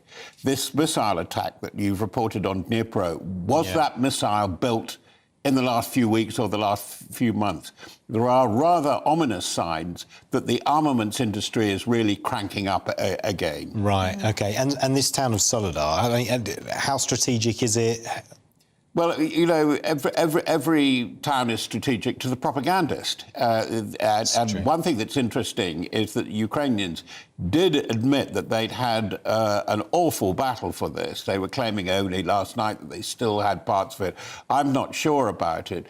But as a very long-time observer who really knows Russia, who goes there, said to me just last night, the thing that the Ukrainians are finding so difficult is that the Russians, sorry to say this on a Sunday morning, are just throwing meat at it. They're throwing bodies after bodies after bodies. And this is a real challenge for the Ukrainians. The Ukrainians have been fighting bravely, but they've been fighting too long. There's been too much blood sacrificed over Bakhmut and Soledar, the two key areas. There's a NATO meeting at the beginning of the coming week, and then there's one at the beginning of February, where they've really got to decide how they can enable Ukraine not just to survive or just about get away with it, but can actually stop Russia. Otherwise, they're in for a war, not of months, but possibly years. And I don't think NATO, I don't think the world can afford that. And I think one of the people who will be thinking most that the world cannot afford it is actually Xi Jinping, who is supposed to be the big supporter of the Russians, because China still needs trade, still needs outreach into Europe. And that's why he doesn't like, and this is the big worry for Putin, he doesn't want Putin playing the grand disruptor of everything, which is all he's got to declare at the moment. Ben Wallace is visiting Estonia and Germany next week. It's hoped that he's going to inspire them to follow in the British example and donate to give modern equipment to Ukraine. And Foreign Secretary James Cleverly meeting with the EU tomorrow. It's been described as an international diplomatic blitz. Do you think this is going to be a cranking up in more support for Ukraine in order, as you say, to get this war finished as soon as possible? The crucial ally is Germany, because they've been absolutely plain, and the British have been plain. They can train up. I'll bet they've already started moving all the supplies, the support, the ammunition for the 12 Challenger tanks already into Poland to prepare for this. What they really want is the Germans to say that they possibly, but their allies that have their Leopard 2 tank will allow them to go into Ukraine, because then they can go in volume. I would think that possibly by the spring you could have 40 to 50 main battle tanks from NATO, but actually Zelensky, and with not too much exaggeration, would like 300. Wow. And would that be a game changer, 40 or 50 tanks? I mean, how much does that help Ukraine? I think it would be very important, but I think there's something that's come out of Soledar and Bakhmut, is how Russia is using close air support. Tanks can't operate on the ground alone. They keep on talking about, you will see it in your papers, they talk about the combined arms battle, which is a wonderful piece of jargon. Oh, yes, we're giving this. And British are giving more artillery. But unless you have air cover and air power, and that's the thing, if they want to make Ukraine winners, this is the thing that Biden and Blinken and Scholz and Macron and Sunak cannot get round. They've got to regenerate or crank up the Ukrainian Air Force. And Ukrainians have been asking for that since the start of the war. I was talking to absolutely. you. Close the skies, close the skies. What we're all talking about, what we hear are talking about really is this thing, does this mean an escalation? Is this going to provoke Russia? Will make Russia think it's going to war with NATO? It's been talking about this being the war with NATO for months and months now. I appear on a lot of propaganda channels in the Gulf, because that's my best access to hearing what Russian propaganda has said. The Professor XYZ from Petersburg or Moscow has been coming up month after month. We are fighting NATO. So that if you put a slack handful of 24 tanks in, you're not going to change the game. I don't think it's going to provoke, I could be completely wrong, Putin to let off a nuclear bomb. By the way, if he even tries to do a tactical nuclear bomb or a dirty bomb, by the way, I don't think such a thing practically exists. In theory, they exist. Then it's game over for him, because it's absolutely do or die. But I think politically he may be getting into that situation anyway in Russia, because the thing that is so extraordinary, somebody who's really survived for so long that he's painted himself into quite a corner at the moment. Yeah, really, there's only going to be a political... It feels like this is going to drag on, till eventually you have to have a political solution to end the war, and there has to be concessions on both sides. Someone's got to go to President Zelensky and have that really awkward, well done, we've fought the good fight, but we need to draw a line under this. Almost even with situations we saw in 1945 of unconditional surrender, there is always a political solution. And what I fear is, and I think I absolutely agree with you, I think in prospect is a very weak political solution, where they'll give a bit of Donbass and a bit of that. And we look what's happening in Georgia, look what's happening around Chechnya is still a problem. Azerbaijan. I mean, I can list all these mini wars. It's when the frozen wars become unfrozen. And that's why I say Putin is in trouble, because there are too many question marks round the borders of Russia, which Russia may or may not have to attend to. But he's having to look in many, many directions. And as I said, his big sponsor really should be China. And China is saying, we support you, we're brothers to the end.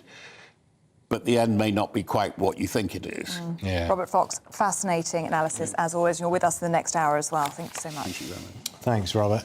It is 7:24, more to come, including all the sport, a look back at yesterday's Manchester derby and some other surprising results in the Premier League, and a look ahead to the North London derby today between Spurs and Arsenal.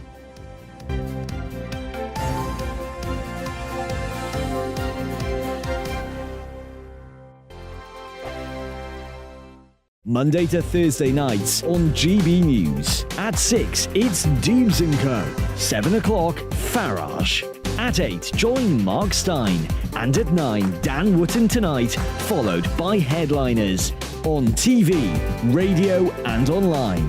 This is GB News. Here on GB News Live, we'll be keeping you in the picture, finding out what's happening across the country and finding out why it matters to you. We'll have the facts fast with our team of reporters and specialist correspondents. Wherever it's happening, we'll be there from 12 noon on TV, radio and online. GB News, the People's Channel, Britain's news channel. We are GB News, the People's Channel. Why not take us home with you by visiting the GB News shop at gbnews.store. You'll find all the official merchandise, a really good present actually for yourself, your friends or your family. We ship across the UK mainland at no extra cost. GB News, the People's Channel. Join my show Farage, 7 p.m. till 8 p.m. Monday through Thursday. And there you will get opinion, analysis, debate, and I'll cover stories that nobody else dares to touch. You've been cancelled. Join the club. Oh, my goodness, brilliant. And then for the last 15 minutes, talking pints. We're over a drink. We have a civilised conversation with someone. We very often disagree, but we do it in a grown-up way. Come and join me on Farage. Monday to Thursday on GB News, it's Bev Turner Today from 10 a.m. We're going to be here for you, our GB News family, to keep you up to date, but also make you smile. The guy went from puberty to adultery. And I can't wait to bring a few of my own opinions. I have no time for cultural totalitarianism. We'll engage in passionate, but always polite debate, with your thoughts and opinions at the centre of it all. Only on GB News, the People's Channel, Britain's news channel. Hi there, it's Stephen and Anne. At breakfast from 6 a.m, you'll always be caught up with everything you need to know, the latest headlines, opinions and debates. We'll bring you the good news and the bad, but most of all, we're here for you. Remember, send in your views and let us know what you would like us to talk about. That's because we're your news channel. And every morning at 6 a.m, it's breakfast on GB News. Join me every Sunday at 6 p.m. for Gloria Meets. In exclusive interviews, I'll be finding out who our politicians really are and what they really think. It's something that you would never want anyone to suffer. I didn't know what channels there were. I didn't think I'd be believed. I must have weighed about 7 stone and I'm 5'8". My instincts was to sort of cover this up. I mean, clearly that was a mistake. Join me every Sunday at 6 p.m. on GB News, the People's Channel, Britain's news channel. Hello, I'm Simon Evans. Join me on GB News for Headliners at 11 p.m, where I'll be joined by 2 of the country's top comedians as we take a look at tomorrow's newspapers tonight. If it's a big story, we'll be covering it, I guarantee, but we'll also have some fun along the way. That's GB News Headliners at 11 p.m. We won't put you to sleep, unlike some of the other paper review shows out there. So join us, 11 p.m, 7 nights a week.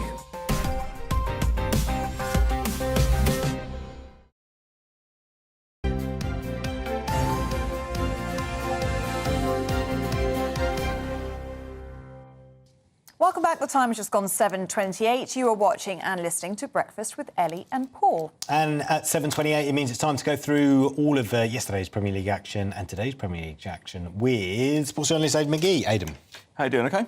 Yeah, you? Yeah, good, thanks. Did you watch any of the Man City-Man United game yesterday? I did. I watched a little bit of it on my phone, yes. Really impressive. I was in a lounge at Reading, I told you yesterday I was going as a guest. Did you mention you were going to Reading yesterday? As a guest of Paul Ince. As a guest of Paul Ince. Well, Ince and I are good friends, have been for quite a long time. Yeah, we were 2-0 down at half-time, got back to 2-2. I've not messaged him just yet because I don't want to rub it in. But, No. But no, excellent game yesterday. I watched it in the lounge. United went a goal down after an hour.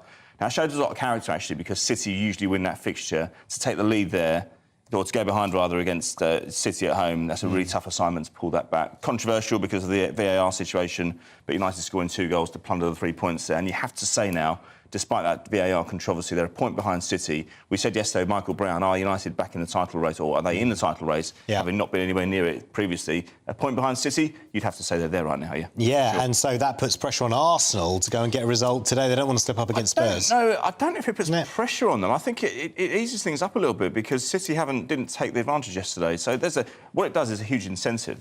I mean, can we bring in Kevin Campbell now and have a chat with him, maybe? What, you mean Kevin Campbell, who used to play for Arsenal and Everton? Like great bloke and great player? Absolutely. Him, where is he? He should be on the line somewhere. There he is. There he is. Hey. We've been talking to him last night and this morning, discussing questions. Kevin, is that a fair point, do you think? Is a huge incentive for Arsenal today, having seen City slip up yesterday, to go and win at Tottenham?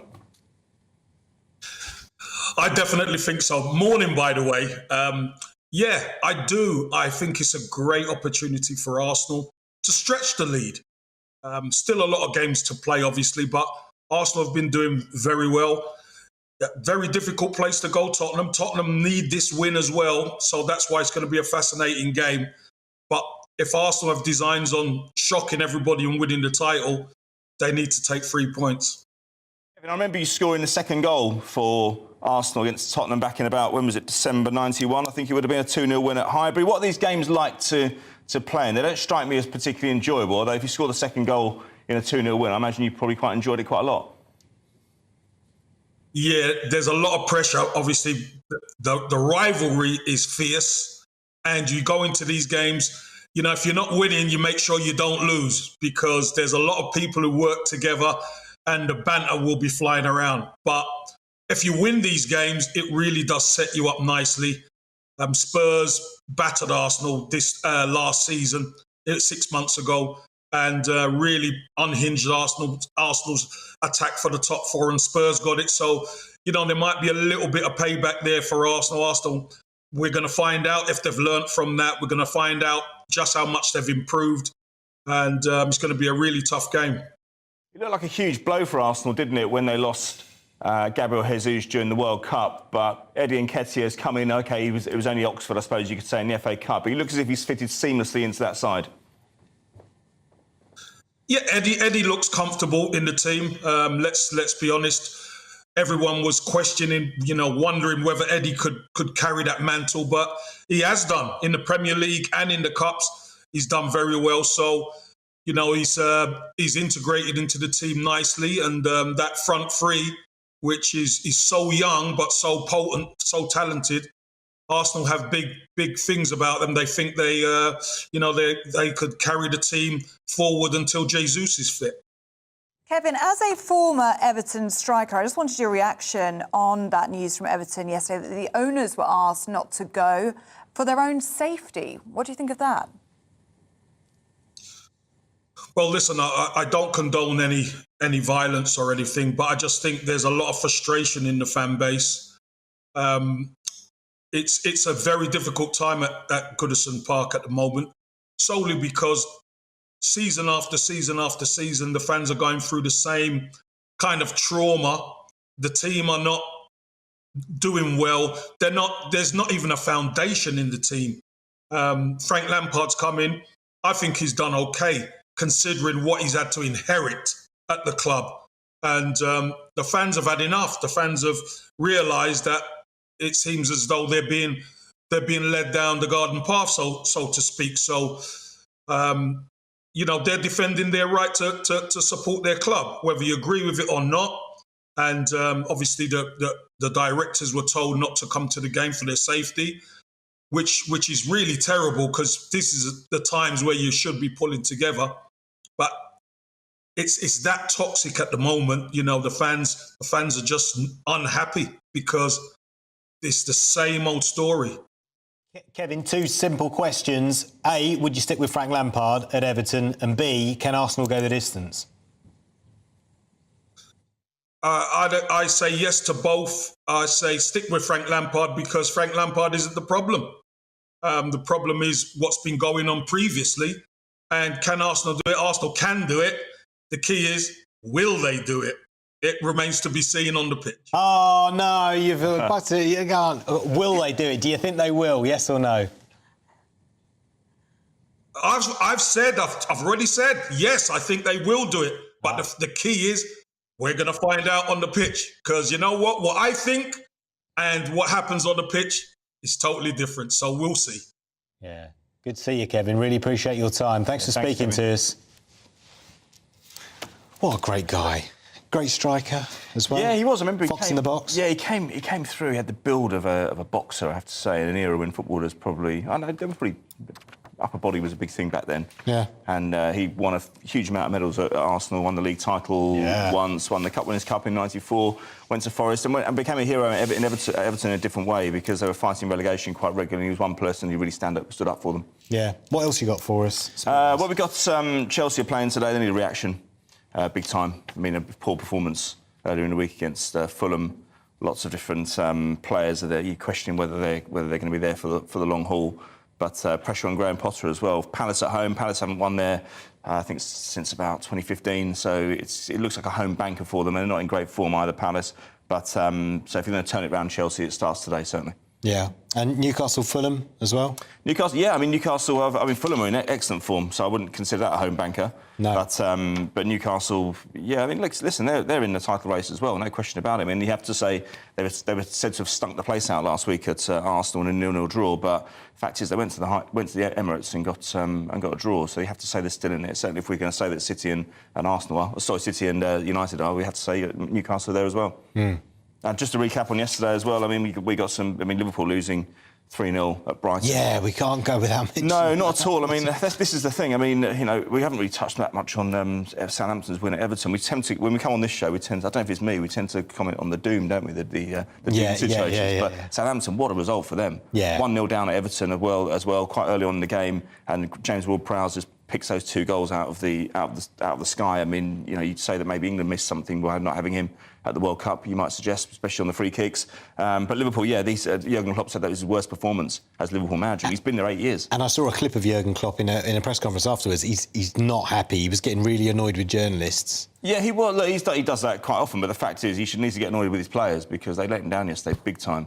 And he was saying we've got loads of injuries. Look, when all our forwards come back, we'll be all right. Yeah, possibly, but I mean, they still should have enough to go and get a result down there. Having said that, Brighton are 7th now. They're knocking on the door of Europe. It would be an extraordinary achievement for them to get into Europe. I've got a place down there actually, so I'm hoping the value might rise if they get into. Here we go. in Brighton. I love the way you just like throwing a little tidbit. There's always a property empire. There's always an angle. Yeah, that's true. Potholes as well. You'll always get it in. Go on then, give us your quick pothole. The potted history of this pothole. I can't say the company because I signed a non-disclosure agreement, but I settled on the steps because a pothole damaged my car. I went all the way to the small claims court. Really? And, yeah, we settled on the steps. Yeah. It's an expensive thing, isn't it? Potholes. I mean, they did £4,000 of damage into How much? £4,000 of damage, onto a car. But I was able. This is in what you were. So this is the car park of this company. No, it's a car park. No, this is this was on the M25. But there was a fault on the car, which which was exacerbated by a pothole.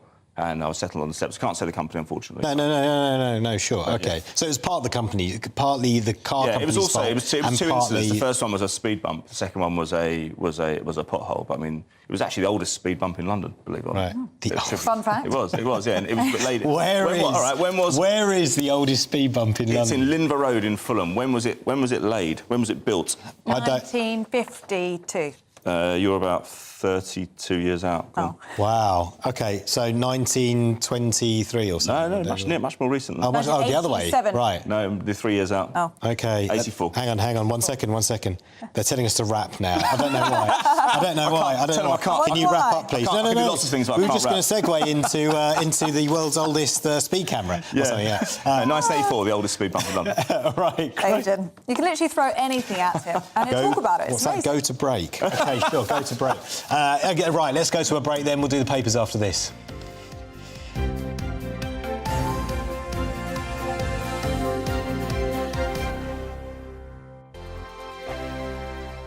We are GB News, and we'd like to say thank you to each and every one of you for bringing us your conversations, for helping our great nation find its voice. We are here for you on radio, television, and online.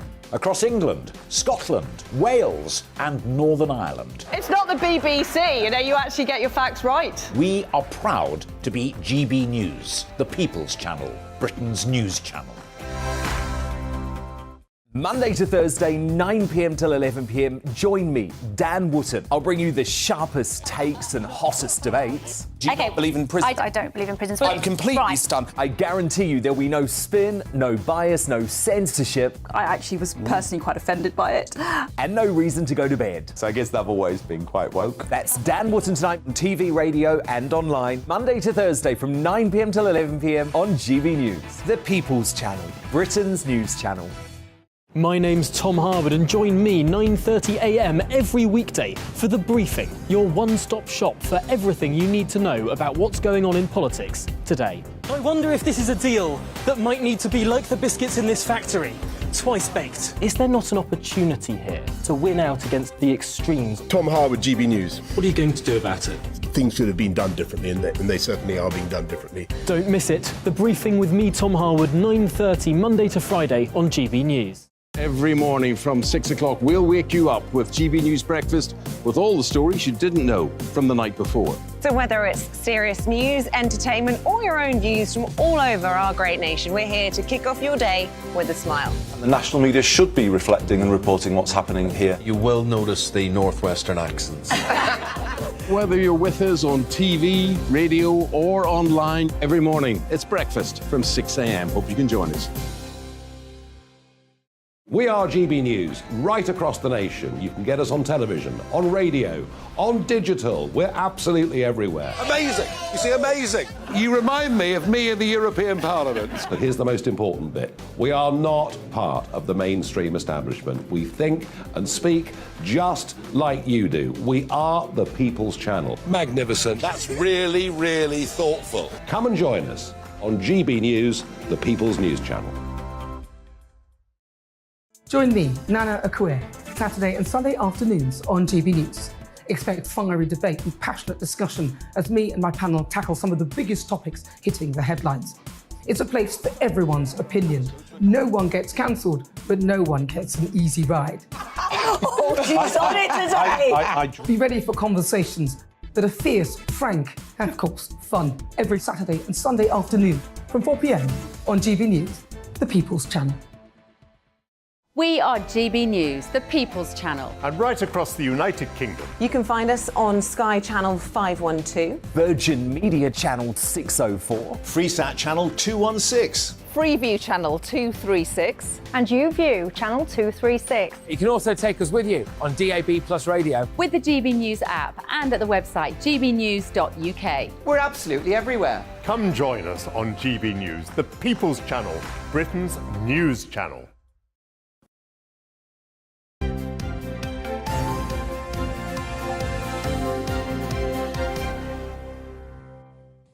7:42, you're with GB News Breakfast. Good to have you with us this Sunday morning. Let's go through the papers then with political strategist and former advisor to Tony Blair, John McTernan, and broadcaster and journalist Claire Muldoon. McTernan and Muldoon. How's that sound? Say espresso as a Glaswegian accent. Oh, espresso. That was terrible. I'm so sorry to all our viewers in Glasgow. I'm really sorry. I enjoyed that anyway. Claire, this is dominating the online papers, less so on our physical papers in front of us right now. The Windsor Peace Summit, Windsor Peace Talk plans to be held before coronation. It's obviously between Prince Harry and the rest of the royal family. But isn't it just wonderful to have a day of Harry-free news on the front pages? Yes. I mean, it's been absolutely dominating the print press and indeed the online, as it's still dominating the online papers today. Of course, we can't get away from it. The coronation of King Charles is coming up in May the 6th, which is the same day as Harry's son's birthday. And will the Windsor peace talks avail the use of Harry and Meghan and their children to attend the coronation of Harry's father, King Charles? Who knows? Who knows? And, you know, to be honest with you, I have a copy of the book. I've started reading it and I'm, you know, completely, like the Netflix documentary did, sent me to sleep. So it's a really good idea to have it by your bed if you want to get to sleep, because it's just a shocking on so many levels. I believe that Harry and Meghan ought to be there, you know, but I'm reticent to say that and admit that because of the circus that it might actually become. Because they're clearly stealing the headlines. They are making the headlines as well as stealing them. And it's making the royal family in a very awkward position, I would say. Now, here we've got a coronation. We've got a cost of living crisis. The monarchy's not that popular at the moment. Let's not kid ourselves that it is. Princess Anne, our stalwart, our wonderful woman, is the most popular royal. Quite right too, I say. And, you know, what is going to happen? You know, if they come from America, where's Meghan, incidentally, over the past couple of weeks? I think she's been very, very quiet, don't you? She's not there grabbing the headlines, supporting her husband the way that he has supported her. Which is his job as a husband, I would say. But some people might say that it's quite a welcome 2 weeks of silence from her. Well, yes, I do agree with you, Paul. But, you know, the situation is that she was normally very, you know, there with a voluble denial of, you know, this, that and the next thing, and accusations right, left and centre towards the royal family and the British press. Yeah. So I hope they have peace talks. I mean, I think... John? All the rest of the royal family have to do is stop briefing against Harry and Meghan. The peace deal is really simple. Just stop doing the briefing. And stop attacking them. And what should Prince Harry and Meghan be doing? What they're doing, which is drawing attention to the racism inside the royal family, the way that the media treat the royal family. And what But John, I think how Harry can you talked see about his own how can mental you health see the has racism been in the really- royal family when Harry himself has come out and said that he doesn't think they are racist? The attacks on Meghan are driven by race. There's no doubt about that. I disagree with you. I think of they're having driven by the mixed fact race, that mixed race women in the royal family, and the media dislike of a royal who'll answer back, who won't just be, in the phrase, won't just be a kind of a panda in the zoo, but actually go, you can't.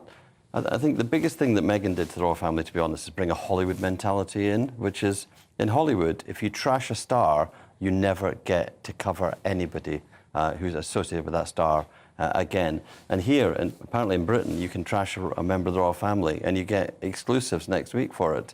So I think it's the fighting back. I disagree with you. I don't think the mainstream media affront to Meghan is anything at all to do with race. I think it's because she's quite a difficult person, and I think it's because the palace have gone all out to try and help her, but she just didn't want it at all. She just didn't deal with it. And you use the word Hollywood star. I mean, I would take issue with that as well. I think a two-bit part in Suits wouldn't make her a Hollywood star.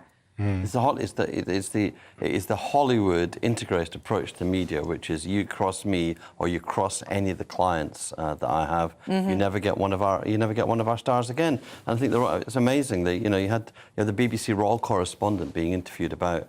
By the BBC, interviewing a BBC correspondent, going, well, Harry's complaining about there were leaks. And the BBC don't even say, well, you're a royal correspondent, you must know whether there's leaks or not. You must know whether Buckingham Palace do leak again. Well, tell us. Because you could say for sure that never happened. It's really interesting the BBC royal correspondent didn't deny there'd been leaking and briefing by the palace and by other parts of the royal family against Harry and Meghan. And I think it's kind of slightly sordid. The media should sort themselves out. We need a constitutional monarchy, and the transition from the Queen Elizabeth to Charles III has been excellent so far, and the coronation needs to go well because it's actually a great part of our constitution. Do you agree with the assessment that there is a contradiction in Harry and Meghan's stance that they wanted more privacy, they're leaving the UK to get away from the spotlight, then sign a £40 million pound deal with Netflix? Oh, look, I think the thing is, they're kind of fighting fire with fire, but they're fighting fire with a kind of mega fire, which is like. Or Meghan fire. British media are swamped by Netflix, and I think they've just gone like, fair enough. If you won't leave us alone, we'll definitely not leave you alone. And I think there has to be a peace deal in the end. And I wonder who'll broker it, actually, and I really hope it does happen. Tony Blair. Oh, would be the stop great it, man John! to do that. Stop it. Right, John, you wanted to. Let's move on from Prince Harry, frankly. For good.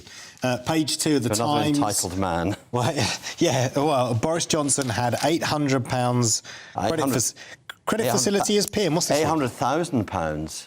Oh right, OK. There's a dot here, so it's an 800. Quid. I was thinking it was quite small. An 800 quid credit facility. This is an extraordinary story. It turns out Boris Johnson, he's like the mate at the bar who's never got his wallet on him when it's time for a round. He wants somebody else to pay for everything for him. And there's a Tory donor, a supporter of Boris Johnson, who gave him a credit facility he could draw down on when he's PM of £800,000. Now, even if there weren't a cost of living crisis, extraordinary the idea that the UK Prime Minister, on a six-figure salary, is asking somebody else to give him the ability to borrow from them to pay for childcare, to pay for his accommodation was free in Number 10, his meals were being provided for him by another donor. It just seems, a man who wants to live high off the hog at somebody else's expense, and this wasn't declared. It seems unbelievable. Is that the cost of the taxpayer? It's not, is it? No, it's not. No, it's not the cost. It's not the cost of the taxpayer, but it's the Prime Minister of the United Kingdom who makes critical decisions about our country, about our future, about defence security, about international decisions, being in hock to an individual for up to £800,000. And the idea, the people who are struggling, we've been talking about the nurses and ambulance drivers already this morning, that they are looking for small increases And this £800,000 credit, if this had been known at the time he was in number 10, Boris Johnson would have been a run out of town for it. And I think it's extraordinary that the civil servants, the senior civil servants, covered this up, didn't talk about, said there was no issue, no conflict. And amazing that this was happening while, you know, we saw little signs of it, didn't we, with the gold wallpaper and all these things. Yeah. And now we see that that Boris Johnson isn't even living in his new house in Herne Hill. He's living in a townhouse in West London. Yeah, you bothered by this, Claire? Well, I'm concerned to the extent that, as John quite rightly said, there are Conservatives and Labour and politicians at the highest level. There's no highest level than the Prime Minister, who are in hock to people, private donors of £800,000. There is no defence, but I do not think that Boris Johnson is the only one.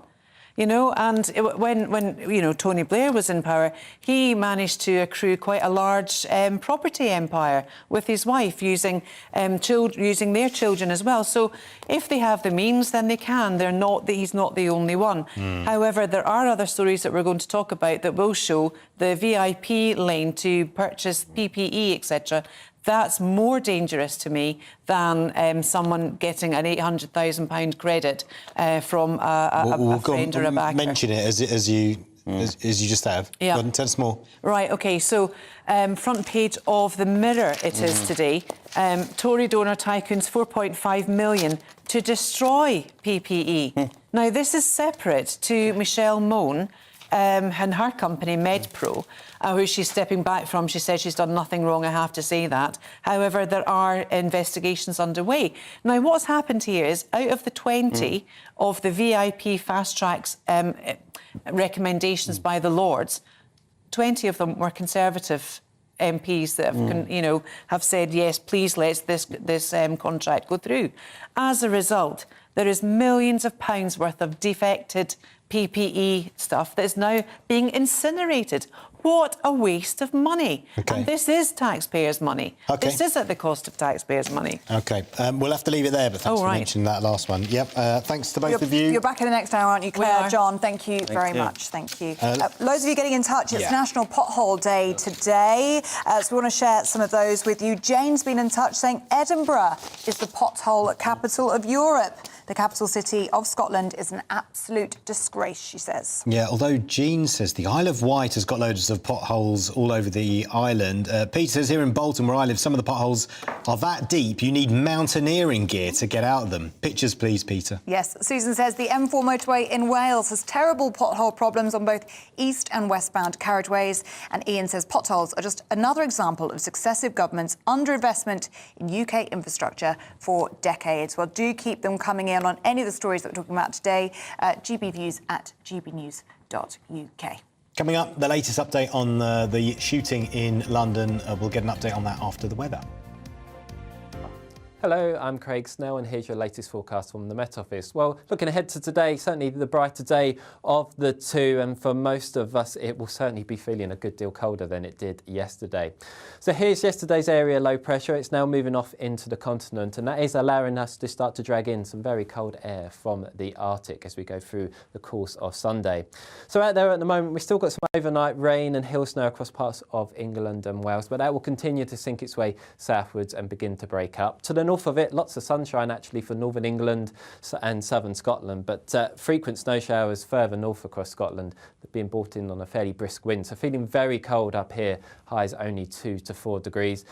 A colder day than of late further south, but actually temperatures around where they should be for the time of year. Going into Sunday evening, we're then starting to see further rain and showers move in from the west. As it starts to bump into the colder air, we may well start to see some sleet and snow, especially across the higher ground of Wales and the Midlands, maybe even Northern Ireland. Further snow showers too for Scotland, so again a risk of some further ice here. And then later on in the night, just keeping a very close eye on the southeast corner, could also see some rain, possibly even some sleet across the higher ground of the Downs down here as we start Monday morning.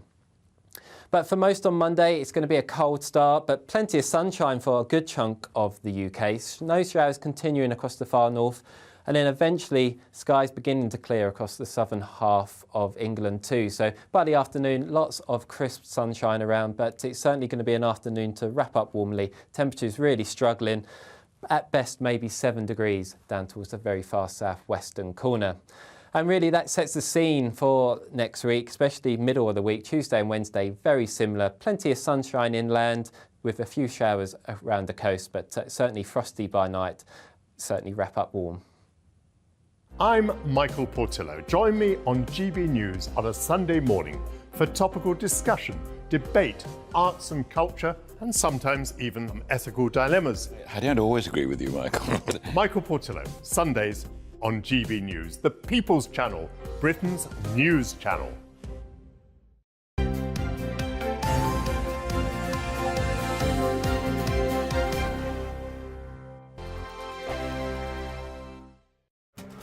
This year on GB News, we've got brand new members in the family. Join us. Across the entire United Kingdom, we cover the issues that matter to you. GB News will always stay honest, balanced and fair. We want to hear whatever is on your mind. And we don't talk down to you. The establishment had their chance. Now we're here to represent you. Britain's watching. Come join us on GB News, the People's Channel. Britain's news channel. Monday to Thursday nights on GB News. At 6, it's Dubes & Co. 7 o'clock, Farage. At 8, join Mark Stein. And at 9, Dan Wootton Tonight, followed by Headliners. On TV, radio and online. This is GB News. Join me, Lawrence Fox, on GB News. Frank, fun, fearless and sometimes serious. Much as I love a Friday night punch-up, what I really want is a battle of ideas. I want to look at things differently. I want to hear different voices and engage with your unique experiences. Every Friday at 7 p.m. on GB News. I'm Michael Portillo. Join me on GB News on a Sunday morning for topical discussion, debate, arts and culture, and sometimes even ethical dilemmas. I don't always agree with you, Michael.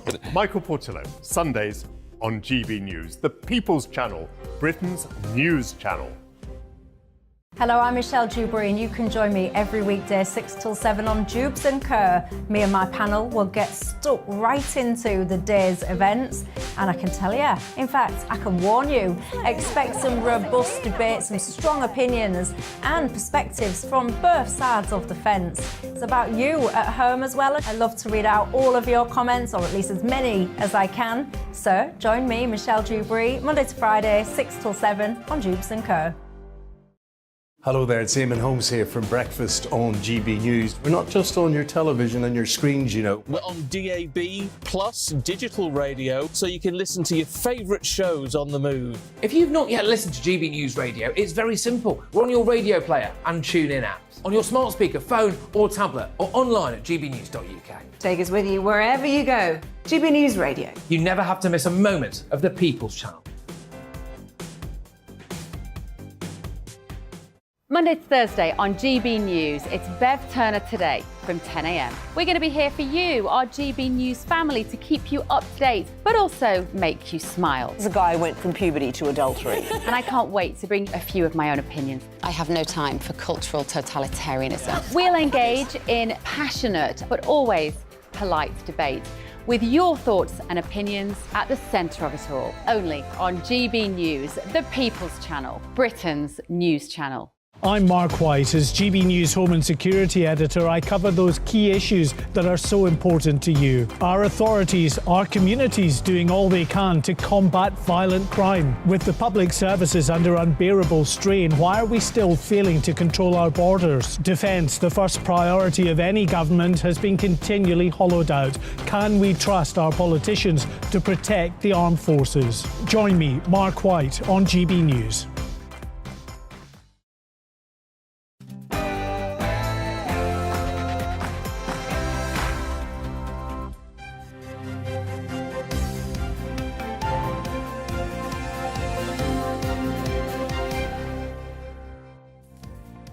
A child is in a life-threatening condition and 5 others are injured after a shooting in central London.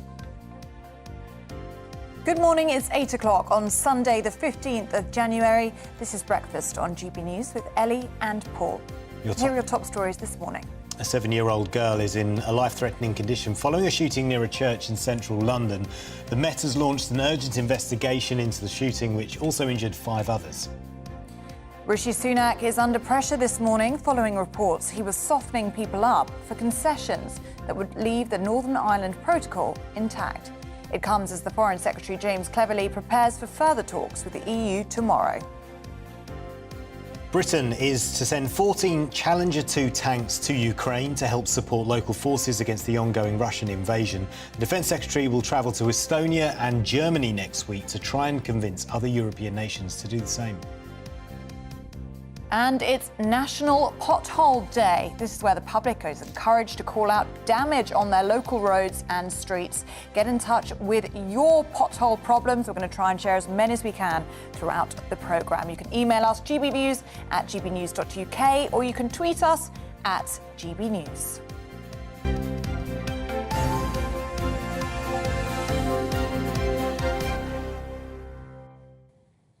Our top story this morning, though, a 7-year-old girl has suffered life-threatening injuries in a shooting in Euston in central London.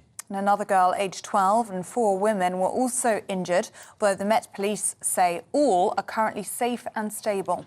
Well, earlier we spoke to the former Met Police officer Peter Blexley about the crime and what steps the police were taking to protect the public. What will have been happening throughout yesterday afternoon and through the night is that the crime scene will have been examined. They'll be looking to see if any shell casings from the bullets that were fired can be retrieved and if any forensic evidence will be forthcoming from those. But moreover, there will have been a huge CCTV trawl because, of course, this part of central London has got almost blanket CCTV coverage. We know that a vehicle was involved in the crime, so they will have been trying to trace the movements of that vehicle, both before and after the shooting, not only using CCTV, but also automatic number plate recognition cameras, of which there is a network throughout the UK. So that will be the primary focus of the investigation, and I would fully expect there to be a press conference today when I would imagine a very tired detective will be asking people to check their dash cams, for example, on their vehicles if they were anywhere near the location of that crime yesterday afternoon, just after 1 p.m, to see if they can notice anything on there. And the inquiry will, of course, be very, very fast-moving as they try to solve this abysmal crime. Yeah, as you say, it is a shocking crime in and of itself, and surprising, especially given that the number of firearm offences in London, for 21-22, it was 1,071. That's half the number 4 years ago. Yes, something from which we can take some comfort in the overall picture of things, but that's no comfort to those affected by this ghastly crime. We ought to reinforce that, fortunately, multiple shootings are a rarity, but that doesn't take away from the fact that we have a 7-year-old child fighting for their life this morning. And, of course, my thoughts are with that young child and all the medical team doing everything for her. This is somewhat unusual, shooting following a memorial service or a funeral close to a church. The police, of course, will be looking at the people who were the subject of that memorial service. Is there some link? Is there some form of revenge connected to this attack? But I think a lot more will become clear when we undoubtedly hear from the police at a press conference today. And Peter, for so many people looking and reading and hearing these headlines today, it will feel scarily familiar to Olivia Pratt-Corbell, the 9-year-old little girl who was shot dead in Liverpool, caught in the crossfire, and Elle Edwards, in her 20s, shot dead on Christmas Eve. I mean, it does feel as though gun crime in this country was once a rarity. You'd rarely hear about it. It's becoming more and more familiar. These tragedies occur when firearms get into the hands of unscrupulous and untrained criminals. That's why it is so important that if anybody ever hears any kind of information about who may be in possession of a weapon, that they report it to the police. Now, I know there's an issue about trust in the police at the moment, but you know what? Those kind of concerns have to be put to one side because when villains get their hands on guns, tragedy so often follows. How is this fixed, Peter? I mean, some would say crime on the streets is clearly out of control. Is it more police on the streets? Is it more stop and search? Or is this just a societal problem? Sadly, many criminals want to lay their hands on guns because violence is a currency amongst criminality. Because so often what they're doing is crime, so they can't settle their disputes by going to a court, for example, or exchanging solicitors' letters. They have to resort to violence. That's their currency. That's how they deal with things. So it's absolutely crucial that the police and the public join up together to ensure that when we hear about firearms being in circulation, the police get to know about it and they can make arrests and take these weapons off the streets. So that is Peter Bletchley, former Met Police officer. We'll keep you across what is happening from Euston throughout the day here on GB News. Now, Conservative MPs are warning that a Brexit deal may be at risk if Rishi Sunak caves in to EU demands. Comes ahead of a meeting between the Foreign Secretary and the EU's chief negotiator, Maros Sefcovic, tomorrow. Well, the Democratic Unionist Party and Tory backbenchers have both expressed concerns that concessions could allow the UK to rejoin the single market. Well, joining us now for more on this story. And the other big political news of the day is the political editor of the Huffington Post, Kevin Schofield. HuffPost, Huffington Post? It's actually HuffPost. Is it? HuffPost UK, yeah. Right, OK. Learn something new every day. And we're also learning that, you know, this could blow up for the Conservative Party, trying to sort out the Northern Ireland Protocol, which was, of course, an oven-ready deal when Boris Johnson... Apparently so. I do remember him saying that. It seems to have burnt a little bit in the oven, though. I think it's an issue that just won't go away. They change prime ministers. We had it with Theresa May, we had it with Boris Johnson, and now we didn't really have it with Liz Truss because she wasn't prime minister for very long. But we've got it again now with Rishi Sunak, and yeah, trying to square that circle is proven devilishly hard. And the problem that Rishi Sunak has got as well is that Conservative MPs in general are pretty unhappy about all sorts of things at the moment. And this is just one of the things now that they've decided to focus in on, in particular the ERG group of Brexiteer MPs who they successfully brought down Theresa May. They made life difficult for Boris Johnson, even though he was one of them. And now they're going to make life pretty tough for Rishi Sunak as well. I was about to say, are we going to start to see the same sort of thing happening now? It was quite fascinating hearing from Keir Starmer this week saying Labour will support you, Rishi Sunak, against the ERG when it comes to the Northern Ireland Protocol.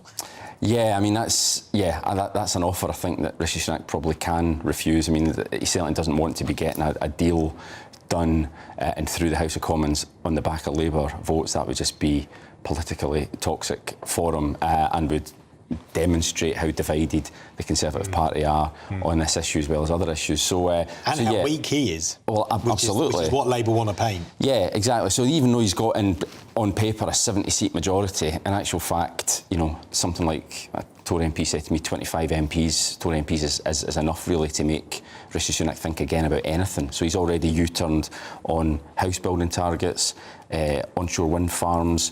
There's an online safety bill is the latest one, which is like 36 Conservative MPs have signed an amendment to the government bill. So, you know, he doesn't have his troubles to seek, and he would dearly love, I think, to get a deal done on the EU, on the protocol, but try to get it past his MPs will be very, very tough. And the sticking point is the jurisdiction of the ECJ, the European Court of Justice. The ERG are saying, no way, we're not going to let them resolve any disputes within the protocol. It's got to be, you know, another court or another mechanism. Yeah. But that's what's there. That's what the EU are insisting on. That's going to be difficult to get them to budge on that. I think it is, and obviously the DUP, they're completely against any form of trade barrier down the Irish Sea between Britain and Northern Ireland. So I don't know how you square them off. And yeah, I mean, there is goodwill there on the Brussels side. I think they are now heartily sick and tired of the whole thing. They want to get a deal done. So there's room, I think, for manoeuvre there. We had Leo Varadkar, the Irish Taoiseach, saying last week that, admitting that, yeah, I think the EU probably have kind of been a bit too hardline up until now. But it will require concessions from Rishi Sunak as well. And as soon as he starts talking compromise, the ERG just see that as betrayal and sellout, and they will make it very difficult for him. So it's a real naughty problem, and it's not something naughty problem. Not naughty. K-N-O-T-T-Y. Naughty. Sorry, naughty, I should say. Naughty problem. Sorry. Yeah. We're getting a bit like it's a naughty problem. Naughty. Yeah. It's a massive headache, and one that he can well do without. Yeah. How much do you think of the school of thought that this is a stalling tactic from Labour to hang on as the government in waiting? Because it is important to remember the people of Northern Ireland in all of this. We've had no functioning executive in months, and we're looking at another 18 months until the next general election, 2025. Yeah, I mean, I think that is still a long way away, the next election. I mean, it will be on us before we know it, but it is, in real terms, quite far away. I think we need to try and get this deal done long before then. And you're right, I mean, and politics in Northern Ireland is in a state of suspended animation, really. You know, we've got the Northern Ireland Secretary keeps kicking the can down the road in terms of a new election over there. I don't see that happening anytime soon, and even if it did happen, I'm not sure it would change things all that much anyway. So yeah, it's a really difficult position. Every way you look, there's no easy solutions. You know, as we say, successive prime ministers have tried to solve this problem and have failed to do so, and now it falls upon Rishi Sunak to try and get it over the line. But yeah, there's no, as I say, no obvious and answers. difficult for the people in Northern Ireland. You've got the budgets can't be passed. You know, you can't help people with the cost of living because there's no one there. There's no one running it. No, exactly. So it's a direct rule, effectively, from Westminster, and yeah, it's not fair on the people in Northern Ireland. They've got politicians here that they elected, but they can't agree to work together in an executive. And meanwhile, we've still got these talks between the EU and Westminster to try and resolve the situation in some way, but there's no immediate obvious answer. Kevin, good to see you. Cheers. Kevin Schofield there from the Huff Post. Thanks for joining us. It is 12 minutes past 8. Yes, and our political reporter Olivia Utley is in Birmingham for us now, finding out how the public feels about the big stories of the day. Good morning to you, Olivia. Good morning, Ellie. Hello. Yes, I am here in Birmingham in a lovely cafe called Tasteology. I'm going to be doing the People's Panel and Camilla Tominey's show later between 9:30 and 11, where I'll be asking a panel of GB News viewers what they make of the biggest stories of the day. I'm sure we'll be touching on the NHS. Keir Starmer has laid out his plan for the NHS, which involves cutting through nonsense bureaucracy, he said that the NHS shouldn't be venerated. We should get around the system where we have to see GPs to get any sort of appointment. We'll be seeing what the panel make of that. On strikes, it'll be very interesting to see the opinions of our GB News viewers. We know that the Royal College of Nursing is planning another strike next month if talks don't get any further. And of course, the teachers are now threatening to go on strike too. So we'll see where we get to with that as well. Yeah, exciting day lined up here in Birmingham. Back to Libya, and that's all coming up on Camilla Tominey's show at 9:30, right here on GB News. We're going to talk about the situation in Ukraine at the moment, the latest on the war and the town of Soledar. But at 8:13, let's bring you up to date with this morning's other top stories, including the latest from central London, where a 7-year-old girl is in a life-threatening condition in hospital after a suspected drive-by shooting in the north of the capital. A total of 6 people were injured in the attack, which happened outside a funeral in Euston. Police are appealing for witnesses and say no arrests have yet been made. Almost a quarter of non-emergency 101 calls went unanswered in Scotland in the first 7 months of 2022. That's according to new figures. Police Scotland say almost 217,000 calls were affected, while the longest wait to speak to an operator was 1 hour and 40 minutes. The Scottish Labour Party say people are being put in danger. So Keir Starmer has announced plans to allow patients to self-refer themselves to specialists. He was writing in the Sunday Telegraph, the Labour leader saying the move would get rid of bureaucratic nonsense. He also says a future Labour government would turn GPs into direct NHS employees rather than running their own practices.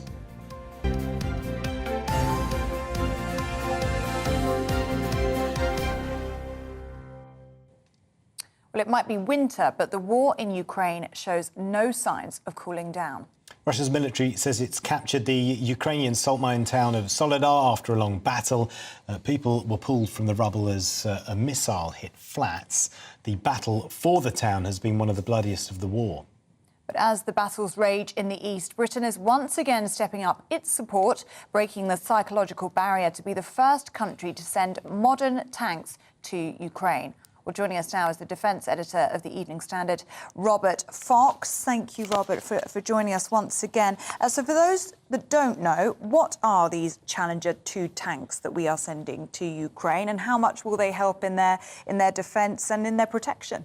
They're a lot of heavy metal. They're one of the heaviest tanks in the world at the moment. They're pretty good. They've been proven. They're very well protected.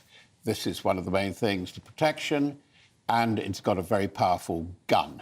And you use a tank to kill a tank, and that's what they'll be used for. But they've got to fit into a bigger picture. And, of course, this is political as much as anything, and they hope that it will kickstart NATO allies, and particularly Germany, to allow its Leopard 2 tanks, which are held by a number of allies that are prepared to send them to Ukraine, particularly Poland and Finland, but they can't without an export licence from Germany. So that's that wriggle. The contribution of the UK is quite substantial because these are powerful, and they will be used as a squadron now. But at first it was reported there were 12. In fact, it's 14, which is a found squadron. They can operate as a unit, and the Ukrainians have been ingenious in this, and they will use them. They will use them in a very particular role. But we're giving up to 30 155mm self-propelled guns.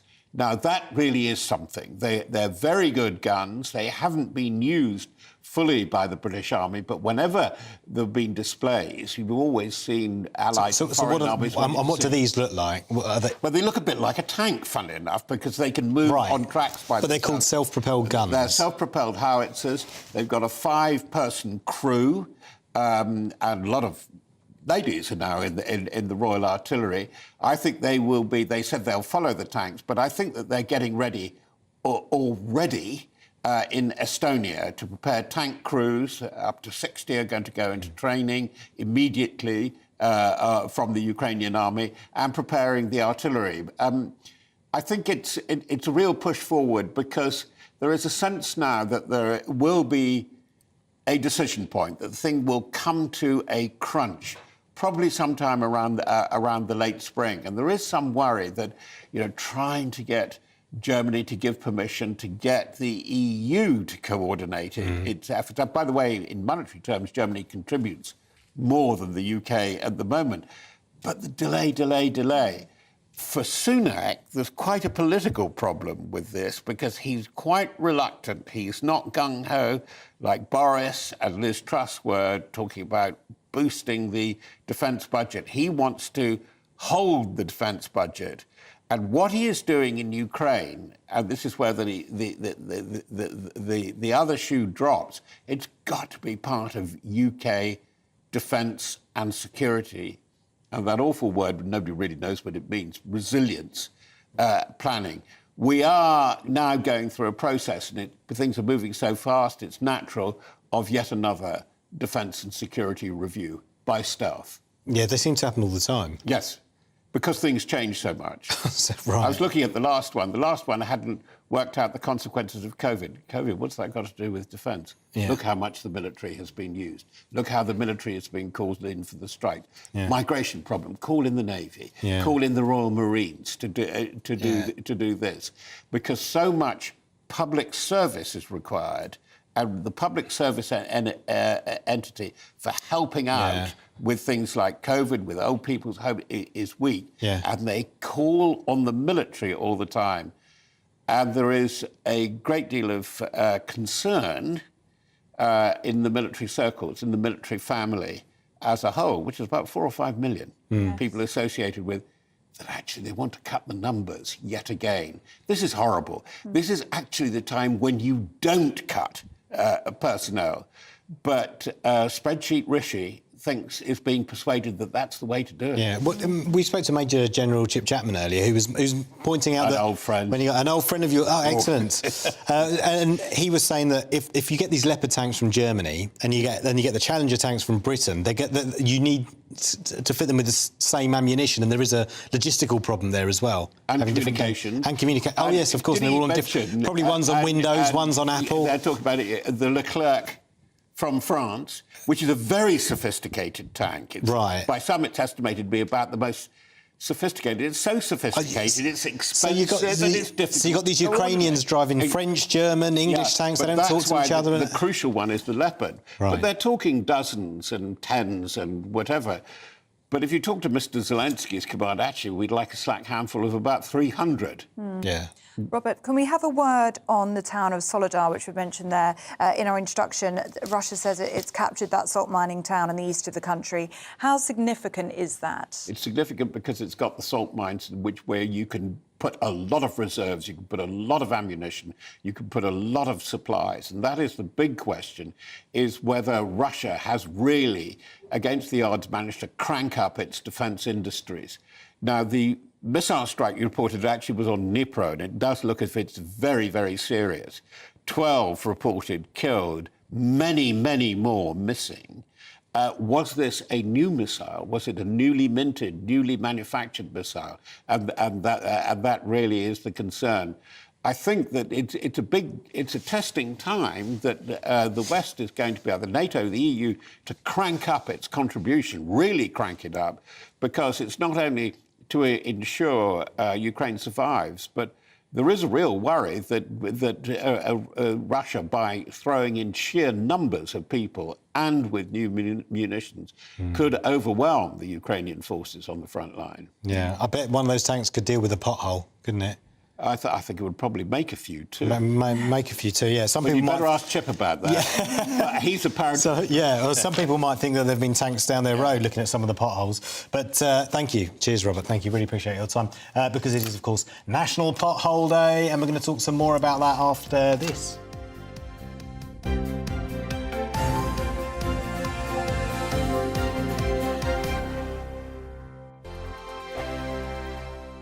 Monday to Thursday nights on GB News. At 6, it's Dubes & Co. 7 o'clock, Farage.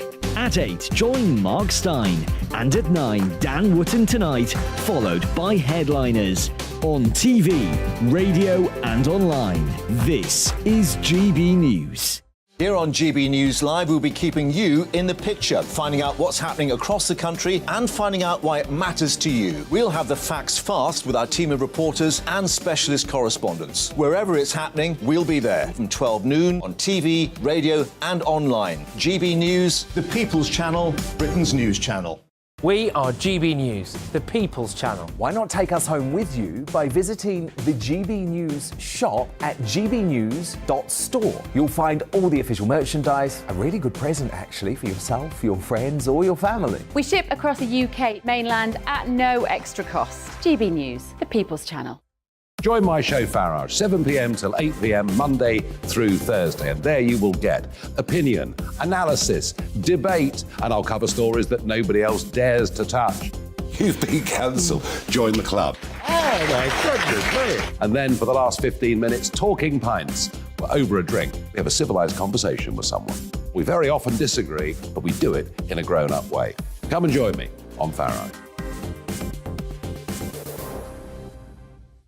Monday to Thursday on GB News, it's Bev Turner Today from 10 a.m. We're going to be here for you, our GB News family, to keep you up to date, but also make you smile. The guy went from puberty to adultery. And I can't wait to bring a few of my own opinions. I have no time for cultural totalitarianism. We'll engage in passionate, but always polite debate, with your thoughts and opinions at the centre of it all. Only on GB News, the People's Channel, Britain's news channel. Hi there, it's Stephen and Anne.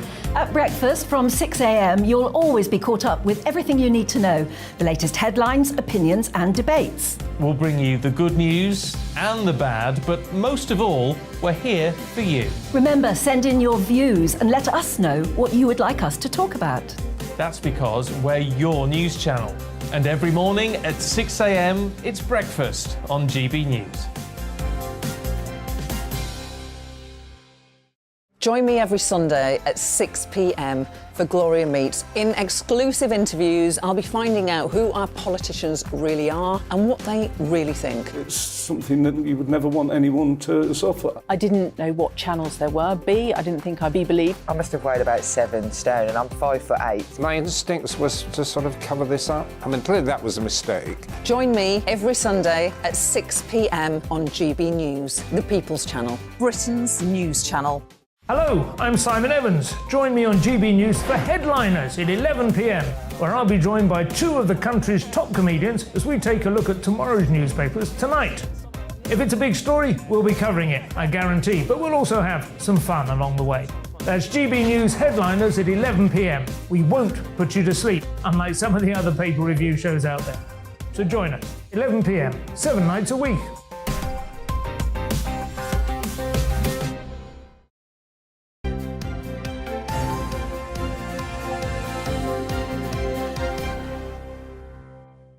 Good morning and welcome back. You are watching and listening to Breakfast with Ellie and Paul. Yeah, it's National Pothole Day. We're going to go through some of your pothole comments in just a moment. Pothole Day after the coldest start to winter in more than a decade. The recent rain has created the perfect recipe for crumbling roads. Yes, that's according to the RAC, who also say they've had 20 pothole-related call-outs every day between October and December of last year. And they're now warning road users on 4 wheels and on 2 wheels to expect much more of them. Yeah, well, lots of you getting in touch with us about what your local councils are doing. Let's speak to Keane Duncan, a Conservative councillor in North Yorkshire. Keane, what's the pothole? Actually, you're standing right in front of a road there. Are there any potholes behind you? Yeah, good morning and happy National Pothole Day from North Yorkshire. I'm in my hometown of Norton, next to just one very small section of North Yorkshire's 5,700 mile road network. We have a massive task of keeping on top of road issues, potholes and defects when they arise. If you lay North Yorkshire's roads end to end, we would reach India, so that maybe gives you some sense of perspective about the scale of the challenge which we face as a local council, keeping our roads in a safe condition. Yes, and I'm reading here the biggest complaint that you get from your residents in your ward is over potholes, and that is because I assume they are expensive if they do damage to your car, but they can also be very dangerous. Yeah, absolutely. We spend £5 million on highway maintenance revenue money every year, keeping on top and repairing potholes. We also spend £40 million from the Department for Transport, which is sent to us as a local authority, on more major capital programmes, making sure that we have a pipeline of schemes to keep roads as safe as possible. Yeah, what we were hearing yesterday was that councils use this, like yourself, and you've just outlined what you've been doing. You're filling in the hole, going around putting a sticking plaster on it, when really what you really need is a lot more money so you can properly relay the road, and then that would last a lot longer. It's a kind of, a pay cheap, pay twice kind of solution. Yeah, we don't want to be reactive. We don't want to be repairing individual potholes. What we want to be able to do is have the proactive scheme of programme of maintenance. We inspect all of our roads across North Yorkshire. We build in a pipeline of schemes to make sure that we're on top of the issues. That's resurfacing, restructuring, surface dressing, and we have that budget of £40 million. That is increasingly stretched. We're dealing with inflationary issues. That £40 million is the same last year as this year, as it will be next year. We're not just standing here with our begging bucket, asking government for more. What we're trying to do is to be as innovative as we possibly can, using new ways of working to make sure that every penny of that £40 million settlement is used to best effect, making the best use of that funding on behalf of our residents. We have seen significant price increases. Bitumen, which is one of the key materials used in road maintenance, 60% of the UK supply came from Russia. Obviously, as we know, we've had significant disruption, and that means that local authorities really have been trying to source new supplies of that, and pothole prices, the repair of one individual pothole has gone up by 25%. We're now factoring in 50% inflation to some of those more wide-ranging schemes as well, which potentially shows you just the scale of the cost increases which we're now facing.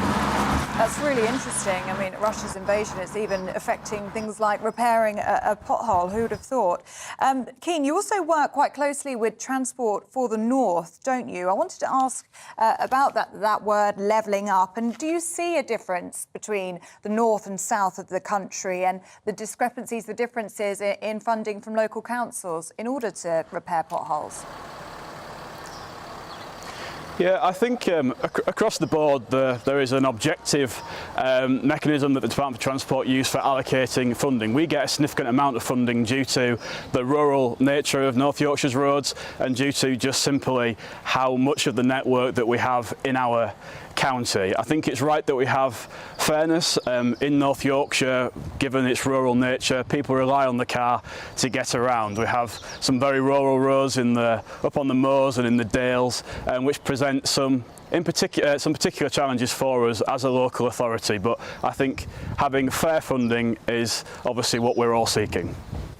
Thanks for your time this morning, Keane. Appreciate it. Keane Duncan there, Conservative councillor in North Yorkshire. I do appreciate this from Dawn in Leicester, who says, we were near Skegness when we saw a council worker on the back of a lorry stop to repair a pothole. You must have been there a while, Dawn. He threw a shovel full of tarmac onto a pothole, hit it with the back of a spade, got back in the lorry and drove off. We're seeing the same potholes appear every year, just sticking plasters. A similar point made by Paul, who's been in touch, who says the main problem with potholes is they're not repaired correctly. After tarmacking the hole, the edging joints need to be sealed with hot liquid to prevent water getting into the joints and freezing. This procedure used to be done years ago, but they stopped doing it. I wonder if that's an expense thing or a time thing. Yeah. And Cindy in Shanklin says on her road they have pothole and manhole covers protrude from the road as the whole road seems to be sinking, but Island Road say it is too expensive to repair, so it continues to slowly get worse and worse year by year. Keep them coming in, GB Views at gbnews.uk. It is 8:32, more to come, including we'll look through this morning's papers.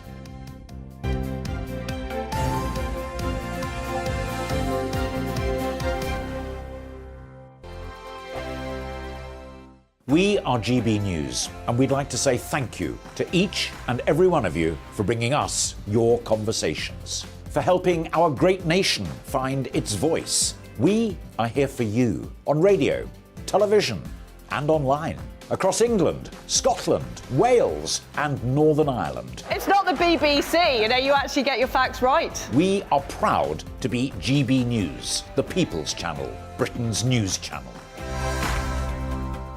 Monday to Thursday, 9 p.m. till 11 p.m. Join me, Dan Wootton. I'll bring you the sharpest takes and hottest debates. Do you not believe in prison? I don't believe in prison. I'm completely stunned. I guarantee you there'll be no spin, no bias, no censorship. I actually was personally quite offended by it. And no reason to go to bed. So I guess they've always been quite woke. That's Dan Wootton tonight on TV, radio and online. Monday to Thursday from 9 p.m. till 11 p.m. on GB News. The People's Channel, Britain's news channel. My name's Tom Harwood, and join me 9:30 a.m. every weekday for The Briefing, your one-stop shop for everything you need to know about what's going on in politics today. I wonder if this is a deal that might need to be like the biscuits in this factory, twice baked. Is there not an opportunity here to win out against the extremes? Tom Harwood, GB News. What are you going to do about it? Things should have been done differently, and they certainly are being done differently. Don't miss it. The Briefing with me, Tom Harwood, 9:30 Monday to Friday on GB News. Every morning from 6 o'clock, we'll wake you up with GB News Breakfast with all the stories you didn't know from the night before. So whether it's serious news, entertainment, or your own views from all over our great nation, we're here to kick off your day with a smile. And the national media should be reflecting and reporting what's happening here. You will notice the northwestern accents. Whether you're with us on TV, radio, or online, every morning, it's breakfast from 6 a.m. Hope you can join us. We are GB News, right across the nation. You can get us on television, on radio, on digital. We're absolutely everywhere. Amazing! You see, amazing! You remind me of me in the European Parliament. But here's the most important bit. We are not part of the mainstream establishment. We think and speak just like you do. We are the People's Channel. Magnificent. That's really, really thoughtful. Come and join us on GB News, the People's News Channel. Join me, Nana Akue, Saturday and Sunday afternoons on GB News. Expect fiery debate and passionate discussion as me and my panel tackle some of the biggest topics hitting the headlines. It's a place for everyone's opinion. No one gets cancelled, but no one gets an easy ride. Oh, she's on it today! Be ready for conversations that are fierce, frank, and of course, fun. Every Saturday and Sunday afternoon from 4 p.m. on GB News, the People's Channel.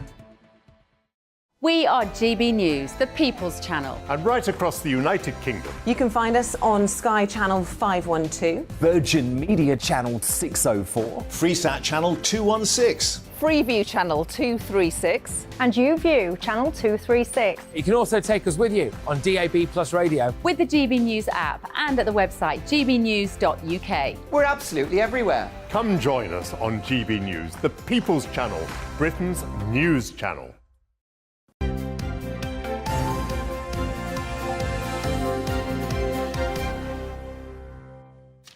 Welcome back. It's GB News Breakfast, 8:36 with Ellie and Paul. Yeah, have to think about that. Yeah. Time to go through the papers now. And joining us this morning is political strategist and former advisor to Tony Blair, John McTiernan, and broadcaster and journalist Claire Muldoon. And John, we're going to start with you. And this is a headline in the Mail. Rishi Sunak to appoint anti-woke czar. No, it's an anti-woke czar, and it's a crackdown on left-wing bishops. Oh. And the Tory party used to be the Church of England's party. I mean, the Church of England were the Tory party at prayer. And now we have the wrong word, isn't it? A jihad against left-wing bishops. It seems that Rishi Sunak's got a very thin skin. He doesn't like being criticised. And when bishops disagree with him on Rwanda or on other policies, rather than having an argument with them or just accepting that it's a country in which you have right to free speech, he wants to appoint some more conservative-leaning bishops. And this whole thing about a free speech czar for universities, I just don't get why the government are so concerned to fight culture wars.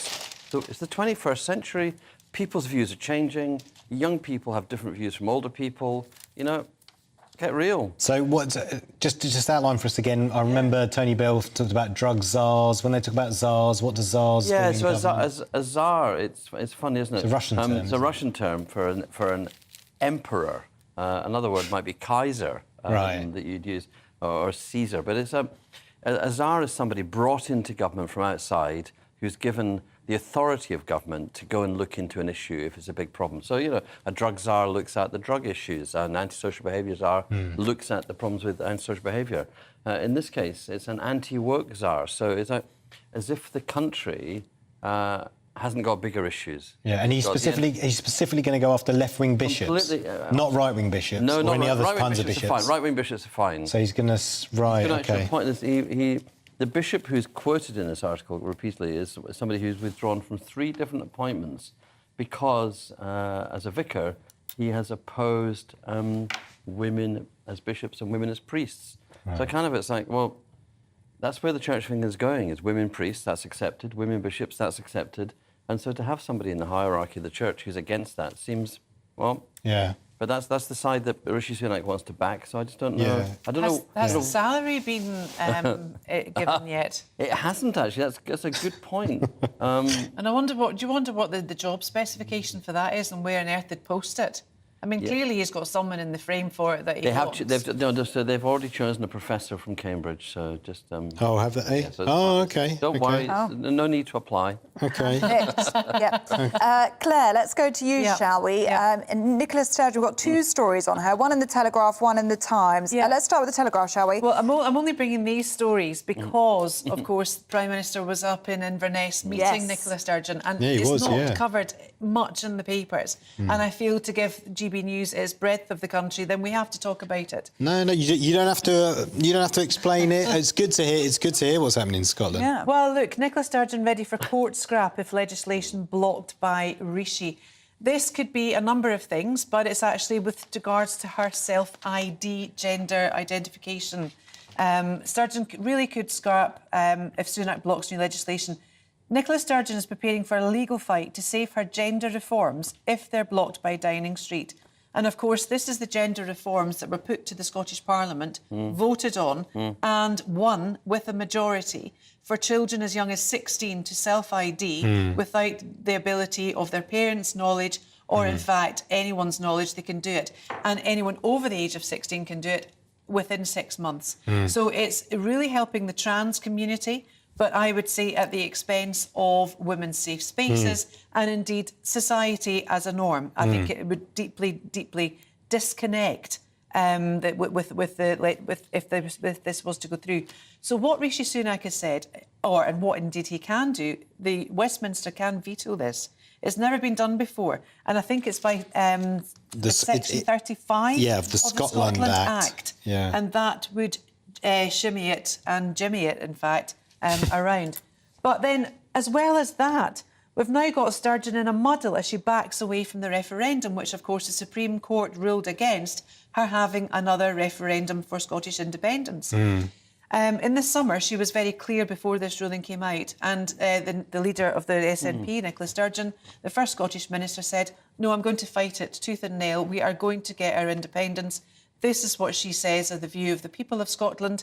This is what she has been entitled to do, and she's going to do it. However, the Supreme Court, rightly in my view, came and said, look, no, it's not. It will not be legitimate. She also then she said, oh, look, we can make the next general election a referendum. A de facto one. A de facto referendum, and it's that she's backed away from. So she must have been reading the polls, because I think she's realised that Labour are going to do so well in Scotland that it'll be very hard for her to claim that... well, Labour are going to put the stymie in Scottish nationalists getting their independence, funnily enough, ironically. And that's what the view is. If she doesn't have enough fraction in her own party, which is also beginning to feel... Because, of course, she can't hold the general election in 2024 as a de facto referendum because it's not legitimate. And it's not legitimate because Westminster are not admitting it. But if Keir, I mean, acknowledging it. The best way to put a spoke in all this is for the current government or the next government to appoint Nicola Sturgeon to a pointless and ineffective international role with the United Nations. Right, OK. Let's elevate her away from Scotland. OK. She clearly wants to get away. She clearly needs an exit plan. Time for Westminster to help her with it. Okay, I saw an interview with Rishi Sunak that was doing the rounds with the STV's political editor. It's a fantastic interview. Literally 2 minutes where he just keeps asking him, would you accept that the next election will be a de facto referendum on independence? And he just kept saying, I'm focusing on the priorities, etc., etc. Paul, I just wish that... They were just... But why didn't he just say... I don't understand why he didn't just say, I wouldn't. I know, I don't understand that either, but also I don't understand, given that as well, why TV outputs like BBC Scotland and STV don't hold the SNP to the same scrutiny as Ed Collin attempted to do to Rishi Sunak.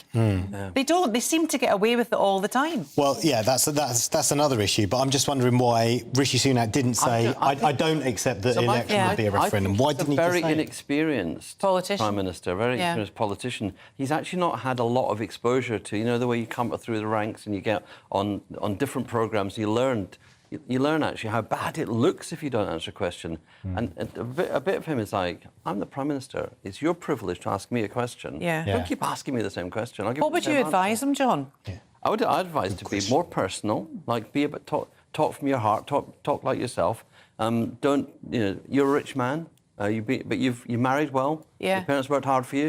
Don't deny all that. Be aspirational, and also just then go when you get asked that question. You go, it's ridiculous to say a general election is the same as a referendum. Of course, I wouldn't accept it. No, so it was just strange. It's like he kept going back to his pre-programmed answers. I'm focusing on this. Yeah, one feels that he's... And he maybe was thinking, look, it'll just get cut. That no TV station will run all these answers. I mean, we've seen people try and do that before. But, you know, it's news if you won't actually answer a direct question.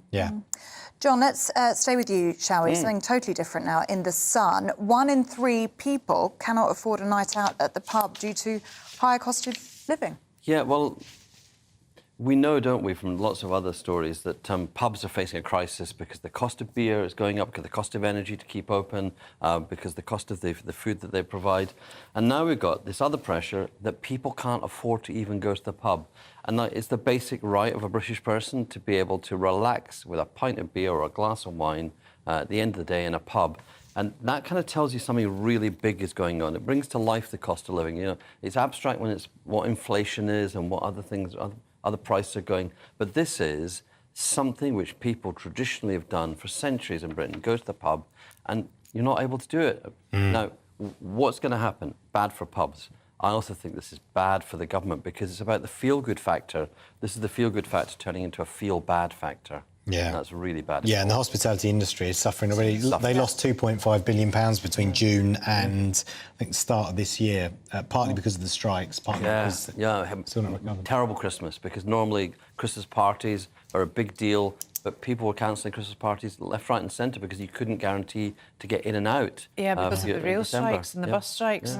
And 35% of the hospitality industry's profits for the year is taken over the Christmas period. Yeah, very difficult. Plus dry January. There's lots of us doing dry January, so that's having an impact as well. Yeah. You know, so who knows? It's a shame. Very, very difficult. Very difficult. Maybe about amend your night out of the pub. Have less drinks. Still go to the pub, but have less drinks. Cut back on the pub snacks. But then what you're doing is if you have fewer drinks, you're costing the pub to have the heating on, and you're not paying for it by buying your pints. That's it. Well, no, I'm still saying buy your pints, just have less pints. Oh, that's what I'm saying. Still get your rounds in. Still get your rounds in. Or coffees. Don't be Boris. Don't be Boris, Go without your wallet and get everyone else expected Allegedly. Claire, let's have a look at the time, shall we? And teachers are voting to strike in February. So was it Aristotle that said the roots of education are bitter, but the fruits are rich? Well, unfortunately, I don't think we're actually having that now because I think everything is bittered. Post-pandemic, a lot of children are now not turning up to school because we see an increase in truancy. And, you know, teachers now have to be social workers, they have to be educators, they have to be parents, they have to be lots of things instead of educators. And I think that's muddying the waters as well. Now, apparently, teachers have not had a pay increase relative to everyone else for the past 10 years or so. So they're now saying, well, look, we are doing all of these roles. Our roles are very difficult now. They've changed so much. Let's bring something to the table. Let's have negotiation and let's us be paid for what we should be doing. But it's really unfortunate that we've had the rail strikes, we've got the issues with the NHS, and now education seems to be crippling us too. I mean, we need our future. We need the future of society to be able to grow, empirically grow. It's their fundamental right to have an education from primary to secondary to tertiary if they want. And this is somewhere where I disagree with Tony Blair because I didn't think that it's everyone's right to go to university. There is plenty of, and ironically, his son is now a multimillionaire due to the apprenticeship schemes that Ewan Blair has brought in, which is fantastic. Yeah. But, you know, come on, please, let's put value in our teachers, put value in education, put value in the future of our society and indeed our country and educate them. Children are the future. Well, they are. Yeah, I'm not going to go there. I'm not going to go. Who said that? And Michael Jackson. It's one of those public sector issues, isn't it, where the low pay is driving people not to choose to go into the profession. So my son is a teacher at primary school, and that's still such a rare thing, a male teacher in a primary school. And I think it's right for kids should have role models of male and female. Absolutely. And that, for me, pay teachers a fair price, value education, like Claire said, and that's the biggest investment you can make in the future. OK, John, Claire, thank you very much for joining us this morning. Really appreciate it. It is 8:48. We're going to talk about Prince Harry now because he's voiced concerns about the future of the other spares and the royal family to his brother, who made it very clear that the children are not his responsibility. Yes, the Duke of Sussex was said to have spoken candidly about his worries for Princess Charlotte and Prince Louis in an interview with The Telegraph, noting that he hopes his efforts to highlight his own pain will pay dividends for the next generation. Joining us now is behavioural psychologist Jo Hemmings. Morning to you, Jo. What do you make of what Prince Harry, the latest thing that Prince Harry has had to say? Morning. Yes, it does seem like there's a sort of something else on a daily basis. No, look, what is this? Is this, night on a charger syndrome? Is he going in there trying to save the royal family or the Prince William and Kate's children as some sort of saviour? Has he got a messiah complex? Does he believe that he's got this God-given right to advise them on how to bring up their children? I mean, either way, it's absurd. And of course, if you just took two brothers and one suddenly started saying, listen, you really want to be careful with your two youngest children. You've got Louis and Charlotte, you've got to bring them up in a certain way. You mustn't do this. You've got to do that. I mean, of course, the family's just going to withdraw further. I mean, he's interfering in the way that William and Kate bring up their children. They are quite rightly saying it is not his responsibility in the way they bring up their children. He's got this slightly chaotic belief that if they don't bring them up correctly, then their two youngest will suffer the same fate as him. So we're very interested in the psychological element of all of this and all the media interviews that we've seen in the past week or so, because the biggest question stemming from all of it is, why is Prince Harry doing this? Why is he sharing so many personal details of himself and his family member with the media? As a psychologist, how do you analyse him? Oh, that's a very good one, because actually it almost changes on a daily basis with another revelation or another statement. Look, he's definitely a very troubled young man. I don't like what he's doing to the royal family. It's more or less what he said they were doing to him, and he hated it and tried to sue, or did sue, the Daily Mail for revelations that he's now giving about his family. He seems to be pushing boundaries every day. He's now said there's another book in him. He wants to write it, but it would be too upsetting for his brother. Well, I think it's already pretty upsetting.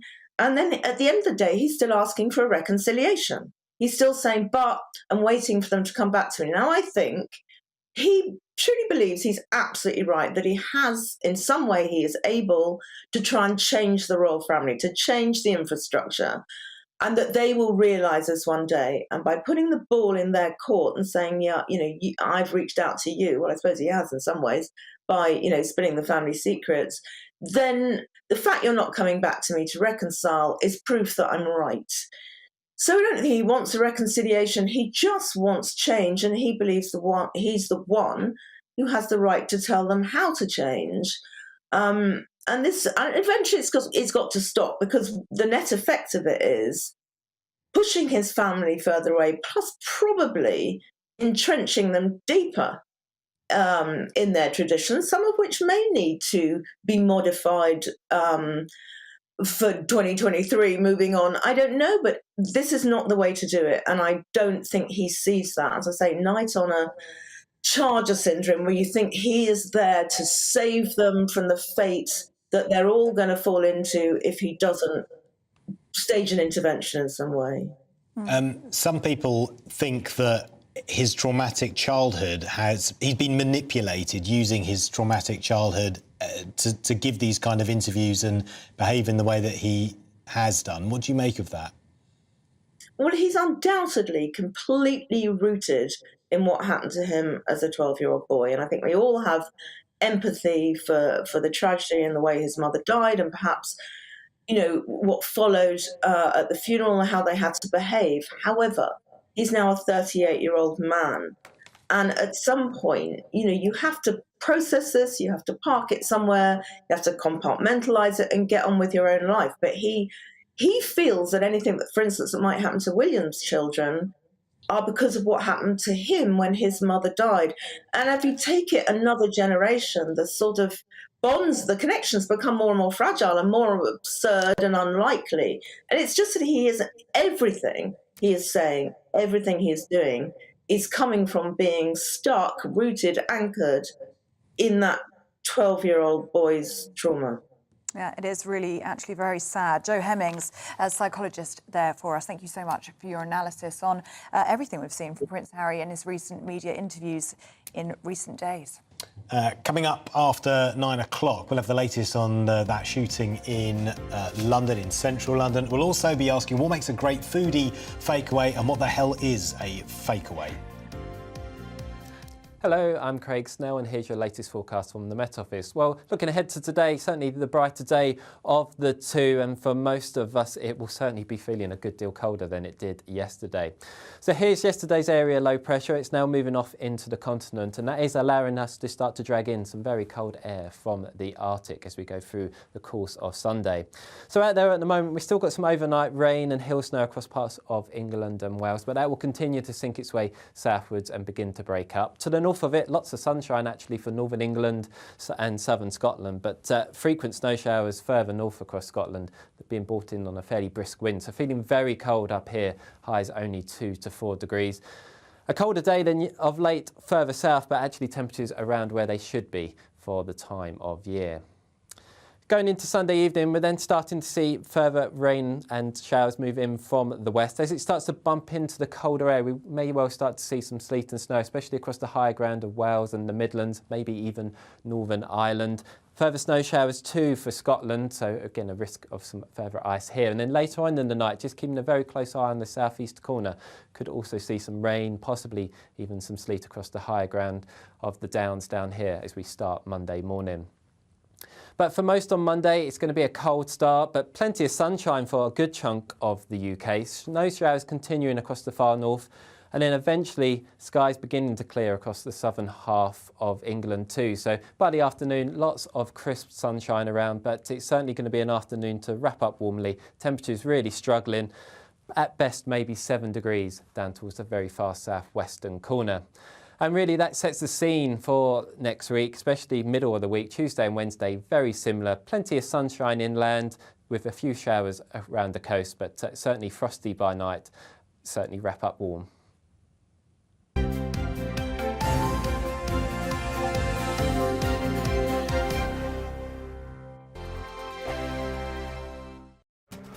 This year on GB News, we've got brand new members in the family. Join us. Across the entire United Kingdom, we cover the issues that matter to you.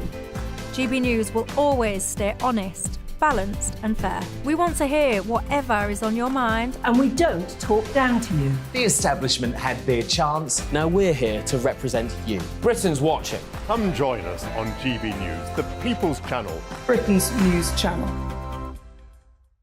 Monday to Thursday nights on GB News. At 6, it's Dubes & Co. 7 o'clock, Farage.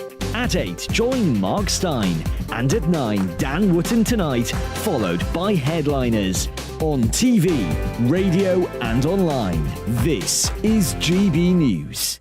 Join me, Lawrence Fox, on GB News. Frank, fun, fearless and sometimes serious. Much as I love a Friday night punch-up, what I really want is a battle of ideas. I want to look at things differently. I want to hear different voices and engage with your unique experiences. Every Friday at 7 p.m. on GB News. I'm Michael Portillo. Join me on GB News on a Sunday morning for topical discussion, debate, arts and culture, and sometimes even some ethical dilemmas. I don't always agree with you, Michael. Michael Portillo, Sundays on GB News, the People's Channel, Britain's news channel. Hello, I'm Michelle Dewberry and you can join me every weekday 6 till 7 on Dubes & Co. Me and my panel will get stuck right into the day's events, and I can tell you, in fact, I can warn you, expect some robust debates, some strong opinions and perspectives from both sides of the fence. It's about you at home as well. I love to read out all of your comments, or at least as many as I can. So join me, Michelle Dewberry, Monday to Friday, 6 till 7 on Dubes & Co. Hello there, it's Eamon Holmes here from Breakfast on GB News. We're not just on your television and your screens, you know. We're on DAB plus digital radio, so you can listen to your favourite shows on the move. If you've not yet listened to GB News Radio, it's very simple. We're on your radio player and tune-in apps, on your smart speaker, phone or tablet, or online at gbnews.uk. Take us with you wherever you go. GB News Radio. You never have to miss a moment of the People's Channel. Monday to Thursday on GB News, it's Bev Turner Today from 10 a.m. We're going to be here for you, our GB News family, to keep you up to date, but also make you smile. The guy went from puberty to adultery. And I can't wait to bring a few of my own opinions. I have no time for cultural totalitarianism. We'll engage in passionate, but always polite debate, with your thoughts and opinions at the centre of it all. Only on GB News, the People's Channel, Britain's news channel. I'm Mark White. As GB News Home and Security Editor, I cover those key issues that are so important to you. Our authorities, our communities doing all they can to combat violent crime. With the public services under unbearable strain, why are we still failing to control our borders? Defence, the first priority of any government, has been continually hollowed out. Can we trust our politicians to protect the armed forces? Join me, Mark White, on GB News.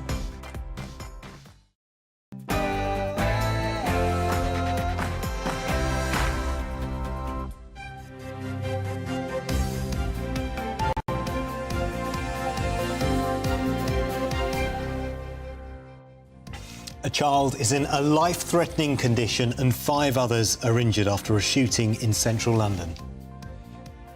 Good morning, it's 9 o'clock on Sunday, the 15th of January. This is Breakfast on GB News with Ellie and Paul. Here are your top stories this morning. A 7-year-old girl is in a life-threatening condition following a shooting near a church in central London. The Met has launched an urgent investigation into the shooting, which also injured 5 others. Rishi Sunak is under pressure this morning following reports he was softening people up for concessions that would leave the Northern Ireland Protocol intact. It comes as the Foreign Secretary James Cleverly prepares for further talks with the EU tomorrow. Britain will send 14 Challenger 2 tanks to Ukraine to help support local forces against the ongoing Russian invasion. The Defence Secretary will travel to Estonia and Germany next week to try to convince other European nations to do the same. And it's National Pothole Day today, where the public is encouraged to call out damage on their local roads and streets. Get in touch and let us know your pothole problem. Send us your pictures as well. It's on GBViews at gbnews.uk, or you can tweet us at GBNews.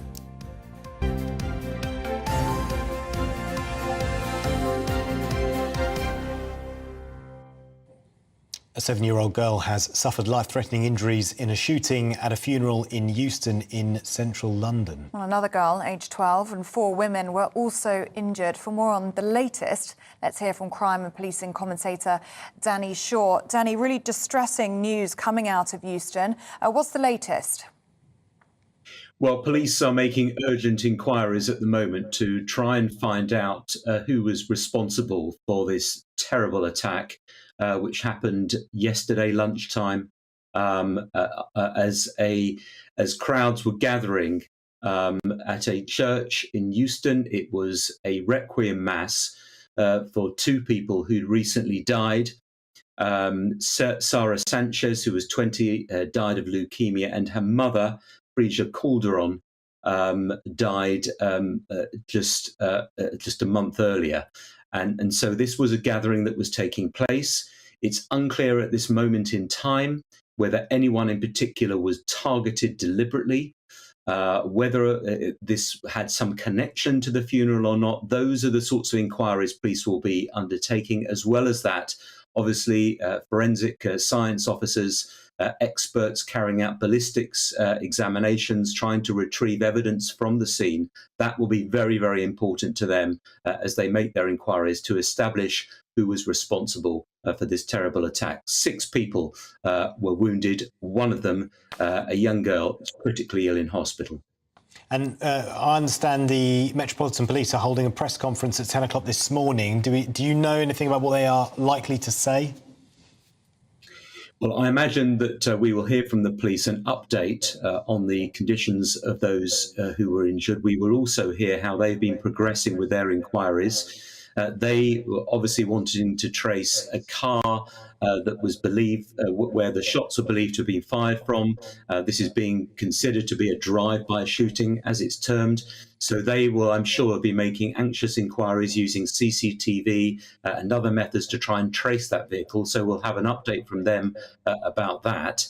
and indeed whether there have been any arrests. There have been no arrests so far. It's very important in the early stages of an investigation to make progress very quickly, and I'm sure that the police with their specialist teams will be doing just that. This is highly unusual. It's very, very rare. Shootings in London are unusual. It's not a common occurrence, and for something like this, extremely rare. Sadly, we have seen a spate of shootings on Merseyside. Most recently, the murder of Ellie Edwards, and then before that, Olivia Pratt-Corbell. And so the concern, I think, will be whether or not this is some kind of trend or pattern that is developing, whereby people who have got some kind of grievance or want to avenge something or send a warning shot are using firearms in this indiscriminate manner to carry out, I don't know, a tit for tat or a revenge attack or send a warning shot. That will be the concern when you have got innocent people caught up in this kind of violence. Yes, Danny, I mean, for many people today, this headline will feel scarily familiar because of the cases that you just mentioned there. They'll worry that gun crime is on the rise in Britain. What is the answer to this? How do we fix this, Danny? Is this stop and search? Is this more police officers on the beat, on the streets? Or is this a societal problem, as you say, people reaching for guns to solve their problems? Well, I think the first thing to say is that the latest figures suggest that gun crime isn't rising. The most recent official statistics that we've had, which cover the 12 months to the end of June last year, show that actually gun crime was 10% down on the pre-COVID, the pre-pandemic figures. So there's no evidence that we're seeing across the country an increase in the use of firearms. However, when you get a spate of attacks like we saw in Merseyside, and we had some recent fatal shootings in London last year, clearly that does spark concern, and it's very understandable that it does.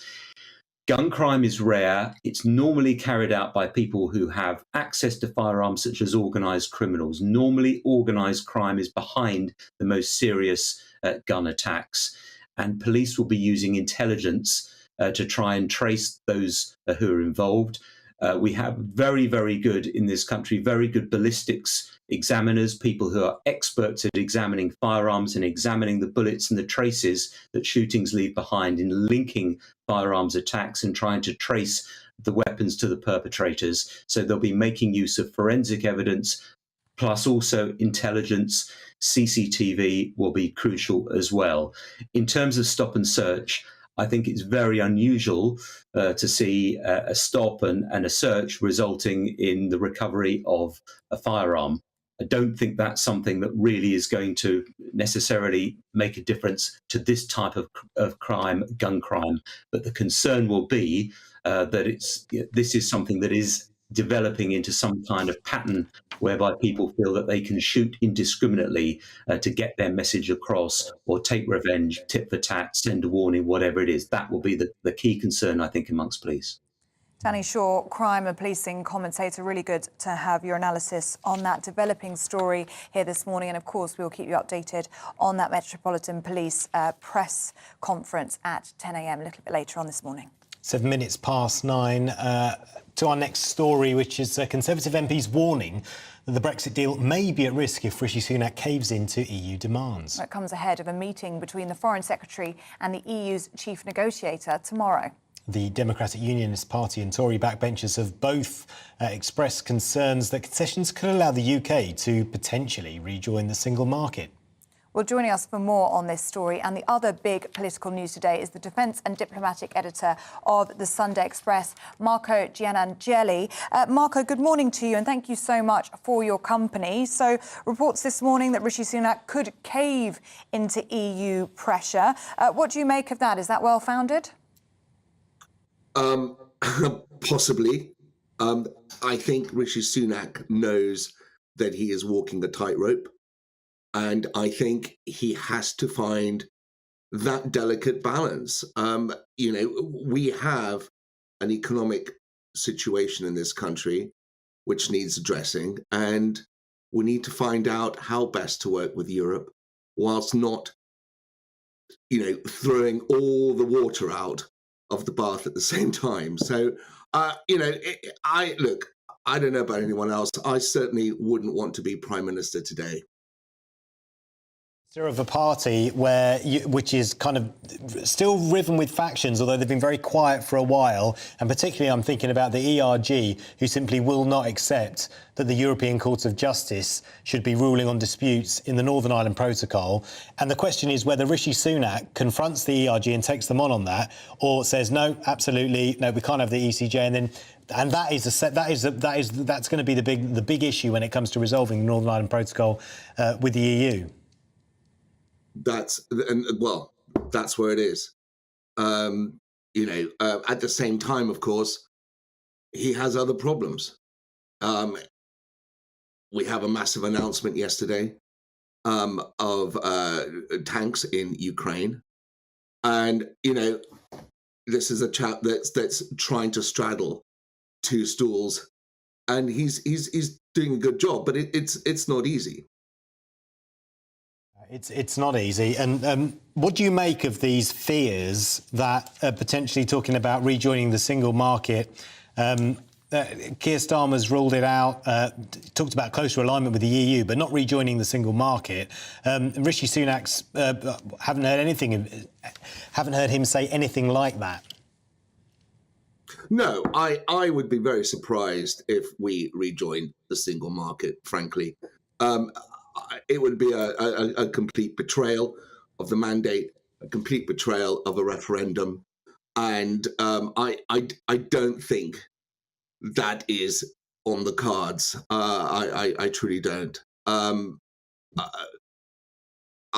think we could, you know, there are rumours here and rumours there. I don't think they carry much weight. Gian Jelly from the Sunday Express, I should say, Sunday Express. Thank you for joining us. Really appreciate it. Thank you. Well, there's lots more to come after this short break, including the origins of the tikka masala.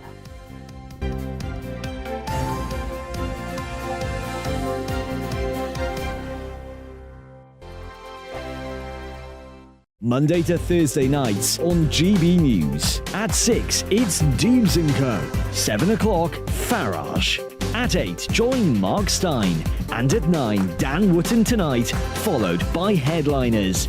On TV, radio and online. This is GB News. Here on GB News Live, we'll be keeping you in the picture, finding out what's happening across the country and finding out why it matters to you. We'll have the facts fast with our team of reporters and specialist correspondents. Wherever it's happening, we'll be there from 12 noon on TV, radio and online. GB News, the People's Channel, Britain's news channel.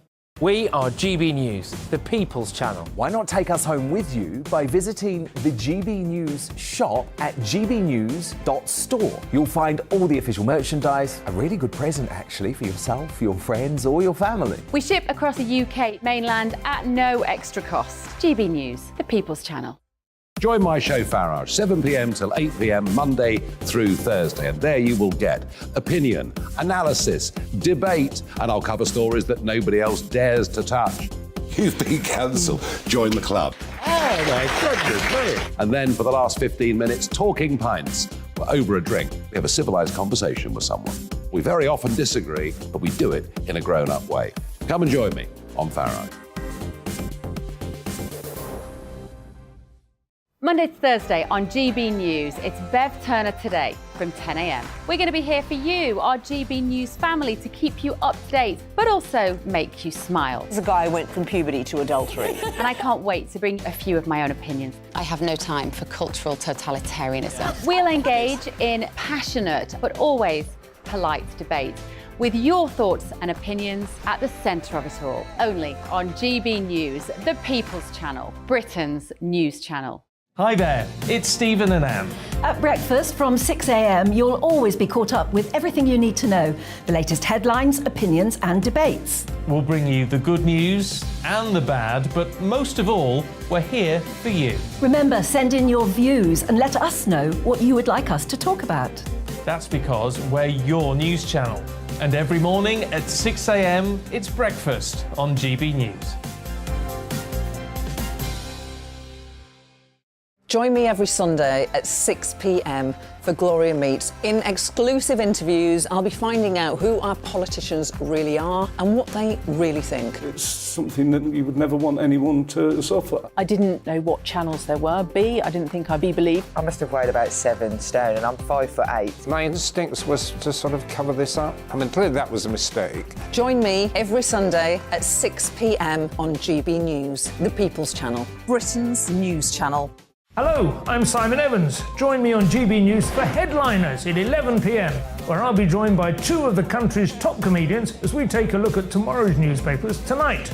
If it's a big story, we'll be covering it, I guarantee, but we'll also have some fun along the way. That's GB News Headliners at 11 p.m. We won't put you to sleep, unlike some of the other pay-per-review shows out there. So join us, 11 p.m, 7 nights a week.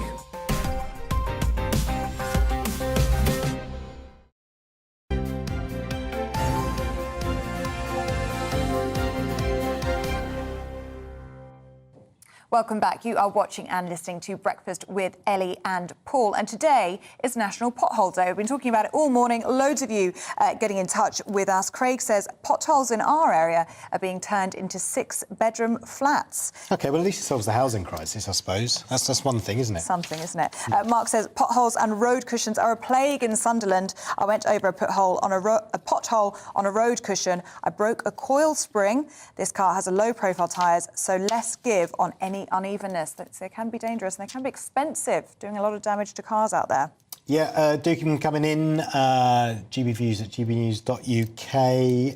In the meantime, we will talk to Kevin now. Kevin, about the origins of chicken tikka masala, I believe. Why are we talking about chicken tikka masala?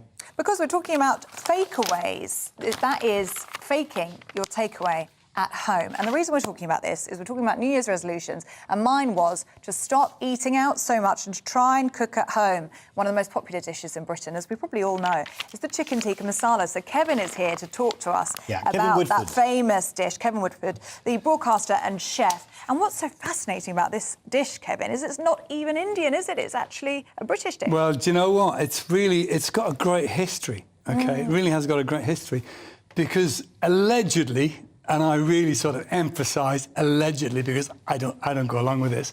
It was created by a guy called Ali Ahmed Aslam in Glasgow in 1970.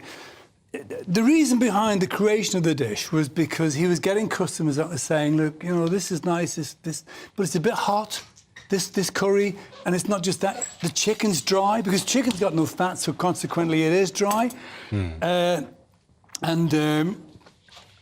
Sorry, I'm looking over here because there's just this big plate of something arrived. I don't even recognise that. Just as you were talking about it, it arrived. It did. It just slid in quietly, didn't it? It's weird. Magic, I know. Yeah. So anyway, very hot.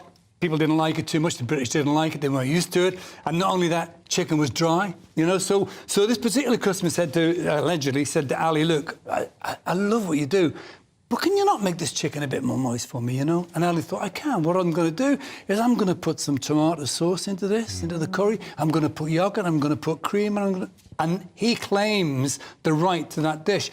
And in fact, a former MP, Mohammed Sawar, actually tabled a motion in the House of Commons, believe it or not, that this should become Glasgow's national dish, which is nonsense, isn't it? Let's be quite honest. Well, yeah. You know, because you go back 500 years, the Punjab, they were creating a very similar dish to that. Yeah. So why is it popular? I'll tell you it's popular because we've adopted the dish as ours. Marks and Spencer's, as an example, sell 18 tons of ready-made chicken tikka masala per year, and that's just one supermarket, and there are others available. Yeah. My argument is this, Ellie. I heard you say this as your New Year's resolution.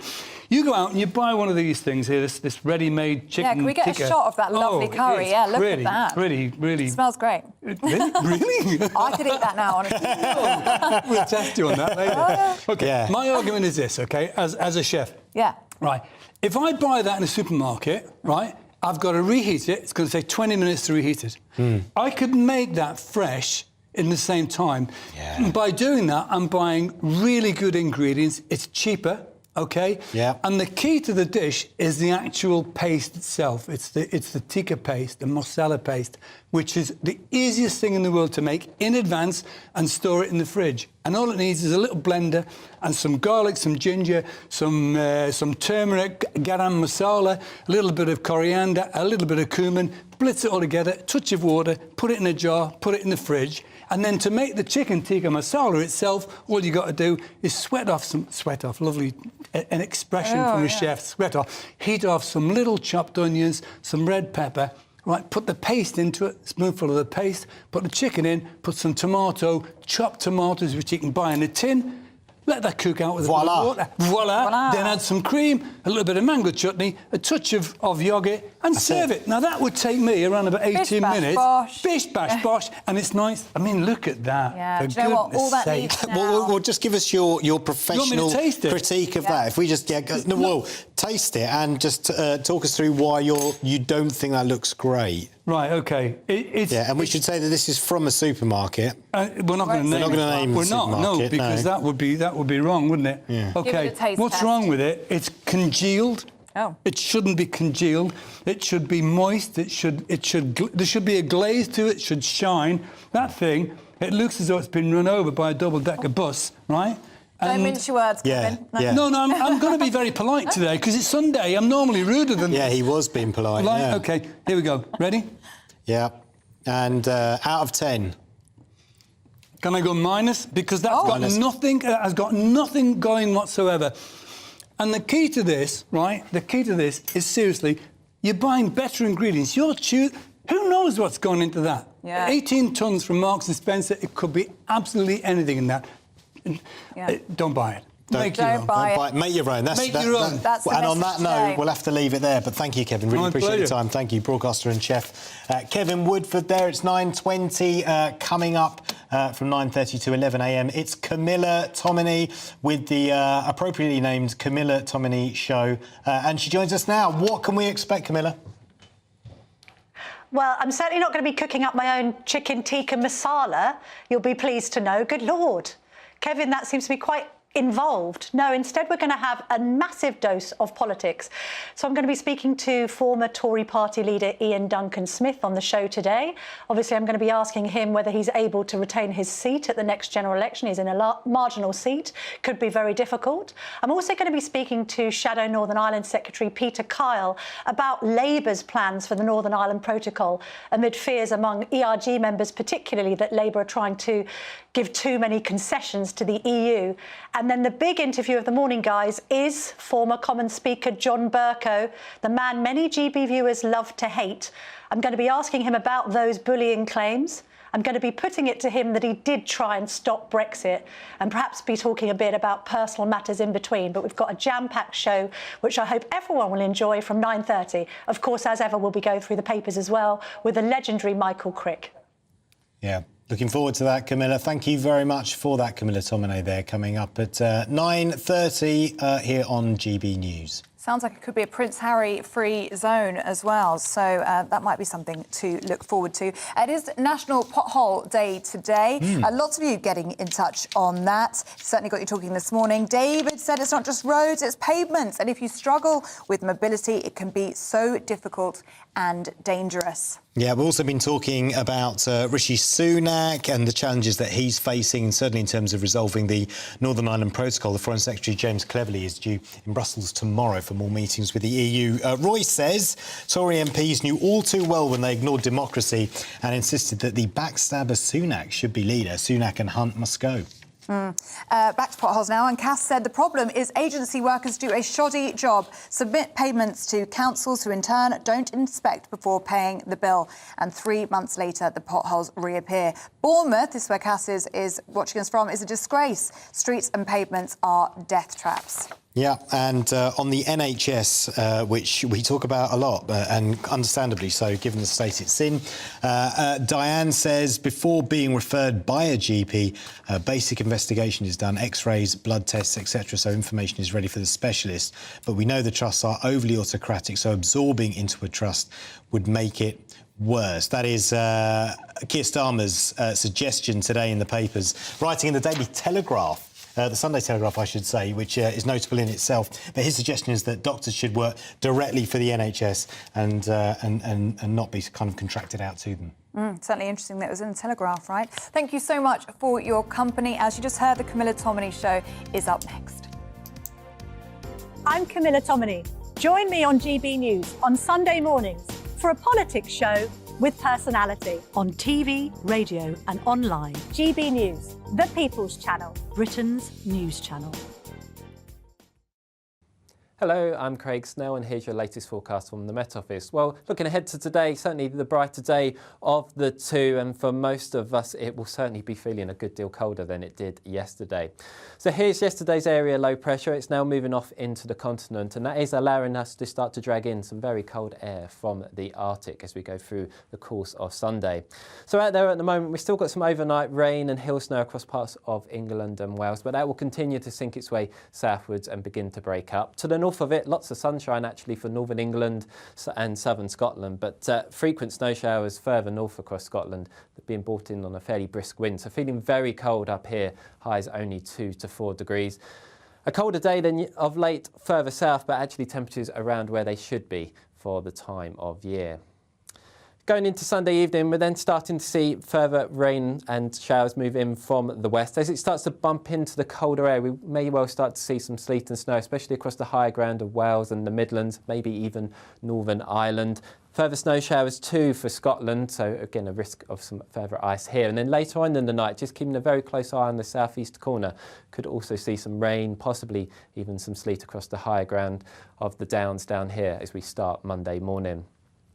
But for most on Monday, it's going to be a cold start, but plenty of sunshine for a good chunk of the UK. Snow showers continuing across the far north, and then eventually skies beginning to clear across the southern half of England too. So by the afternoon, lots of crisp sunshine around, but it's certainly going to be an afternoon to wrap up warmly. Temperatures really struggling. At best, maybe 7 degrees down towards the very far southwestern corner. And really that sets the scene for next week, especially middle of the week, Tuesday and Wednesday, very similar. Plenty of sunshine inland with a few showers around the coast, but certainly frosty by night, certainly wrap up warm.